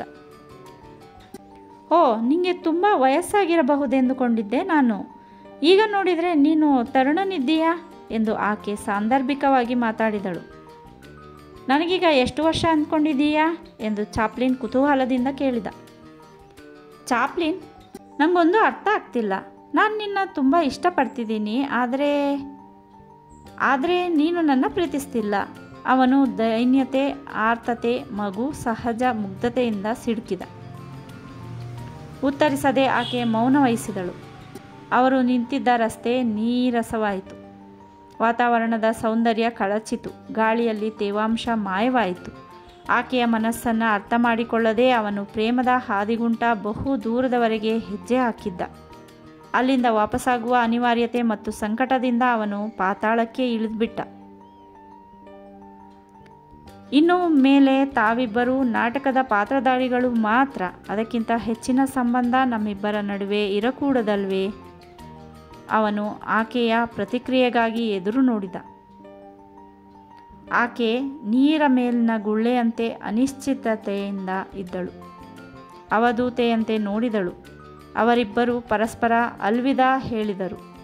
ಶೂನ್ಯ ಆವರಿಸಿದ ಹೃದಯದೊಡನೆ ಚಾಪ್ಲಿನ್ ರಸ್ತೆಗುಂಟ ಭಾರವಾದ ಹೆಜ್ಜೆ ಹಾಕತೊಡಗಿದ. ಆ ದಿನವಿಡೀ ಅವನು ತನ್ನನ್ನು ತಾನು ಸಿಕ್ಕಾಪಟ್ಟೆ ಜರಿದುಕೊಂಡ, ಹಂಗಿಸಿಕೊಂಡ. ತನಗಿಂತ ನತದೃಷ್ಟ ಪ್ರಪಂಚದಲ್ಲಿ ಬೇರೆ ಯಾರೂ ಇರಲಾರರು ಎಂದುಕೊಂಡ. ಆದರೆ ಹೆಟ್ಟಿ ತನ್ನನ್ನು ಭೇಟಿಯಾಗಬಹುದು, ಕೈ ಹಿಡಿದು ಕ್ಷಮೆ ಯಾಚಿಸಬಹುದು, ಪ್ರೇಮಿಸುವನೆಂದು ಹೇಳಬಹುದು ಎಂದು ಮುಂತಾಗಿ ಆಶೆಯ ಹಲವು ಕಿರಣಗಳು ಅವನ ಹೃದಯಾಂತರಾಳದಲ್ಲಿ ಕೋರೈಸಿ ಮರೆಯಾದವು. ಚಾಪ್ಲಿನ್ ತಾನು ಪ್ರೇಮದ ದಿಶೆಯಲ್ಲಿರಿಸಿದ ಹೆಜ್ಜೆ ದೃಢವಾಗಿತ್ತು. ಮರುದಿನ ಅವನು ಕ್ಯಾಂಬರ್ವೆಲ್ ರಸ್ತೆಯತ್ತ ಹೆಜ್ಜೆ ಹಾಕದೆ ಇರಲಿಲ್ಲ. ಚಾಪ್ಲಿನ್ ಹೆಟ್ಟಿಗೆ ಬದಲು ಆಕೆಯ ತಾಯಿಯನ್ನು ಭೇಟಿಯಾದ. ಆಕೆ ಅವನನ್ನು ಪ್ರೀತಿಯಿಂದ ಬರಮಾಡಿಕೊಂಡಳು. ಚಾಪ್ಲಿನ್, ನೀನು ಹೆಚ್ಚಿಗೇನು ಮಾಡಿದ್ಯಪ್ಪ? ನೀನು ಆಕೆ ಜೊತೆ ಮುಂದೆಂದೂ ಮಾತಾಡಿಸೋದೇ ಇಲ್ಲ ಅಂತ ಆಕೆ ಅಷ್ಟೊಂದು ಅತ್ತಳು ಗೊತ್ತೇ ಎಂದು ಕೇಳಿದಳು. ಆಕೆಯ ಮಾತು ಕೇಳಿ ಚಾಪ್ಲಿನ್ ಅತ್ಯುತ್ಸಾಹದಿಂದ ಬೀಗಿದ. ಆಕೆ ನನ್ನನ್ನು ಎಷ್ಟೊಂದು ನಿರಾಸೆಗೊಳಿಸಿದ್ಲು ಗೊತ್ತೇ. ಮುಂದೆ ಏನೋ ಹೇಳಲು ಪ್ರಯತ್ನಿಸಿದ. ಆ ಹೆಟ್ಟಿನೊಂದಿಗೆ ನಾನು ಮತ್ತಷ್ಟು ಮಾತಾಡಬೇಕಿದೆ ಎಂದು ಹೇಳಿದ. ಹೆಟ್ಟಿಯ ತಾಯಿಯನ್ನು ಪಬ್ಗೆ ಆಮಂತ್ರಿಸಿದ. ಆಕೆಯೂ ಒಪ್ಪಿ ಅವನೊಂದಿಗೆ ನಡೆದಳು. ಸ್ವಲ್ಪ ದೂರದಲ್ಲಿದ್ದ ಪಬ್ನಲ್ಲಿ ಅವರಿಬ್ಬರೂ ಕೂತು ಕೆಲವು ಗುಟುಕುಗಳನ್ನು ಕುಡಿದರು. ತುಸು ಹೊತ್ತು ಹೋಟೆಲ್ನಲ್ಲಿ ಎದುರು ಬದುರು ಕೂತರು. ಆಕೆಯ ದೇಹದ ಪ್ರತಿಭಾಗದಿಂದ ಅವನು ಮನಸೂರೆಗೊಂಡ. ಆಕೆಯ ಸೌಂದರ್ಯವನ್ನು ಹೊಗಳಿದ. ಮತ್ತೆ ಮಾತುಗಳಿಗಾಗಿ ತಡಕಾಡಿದ.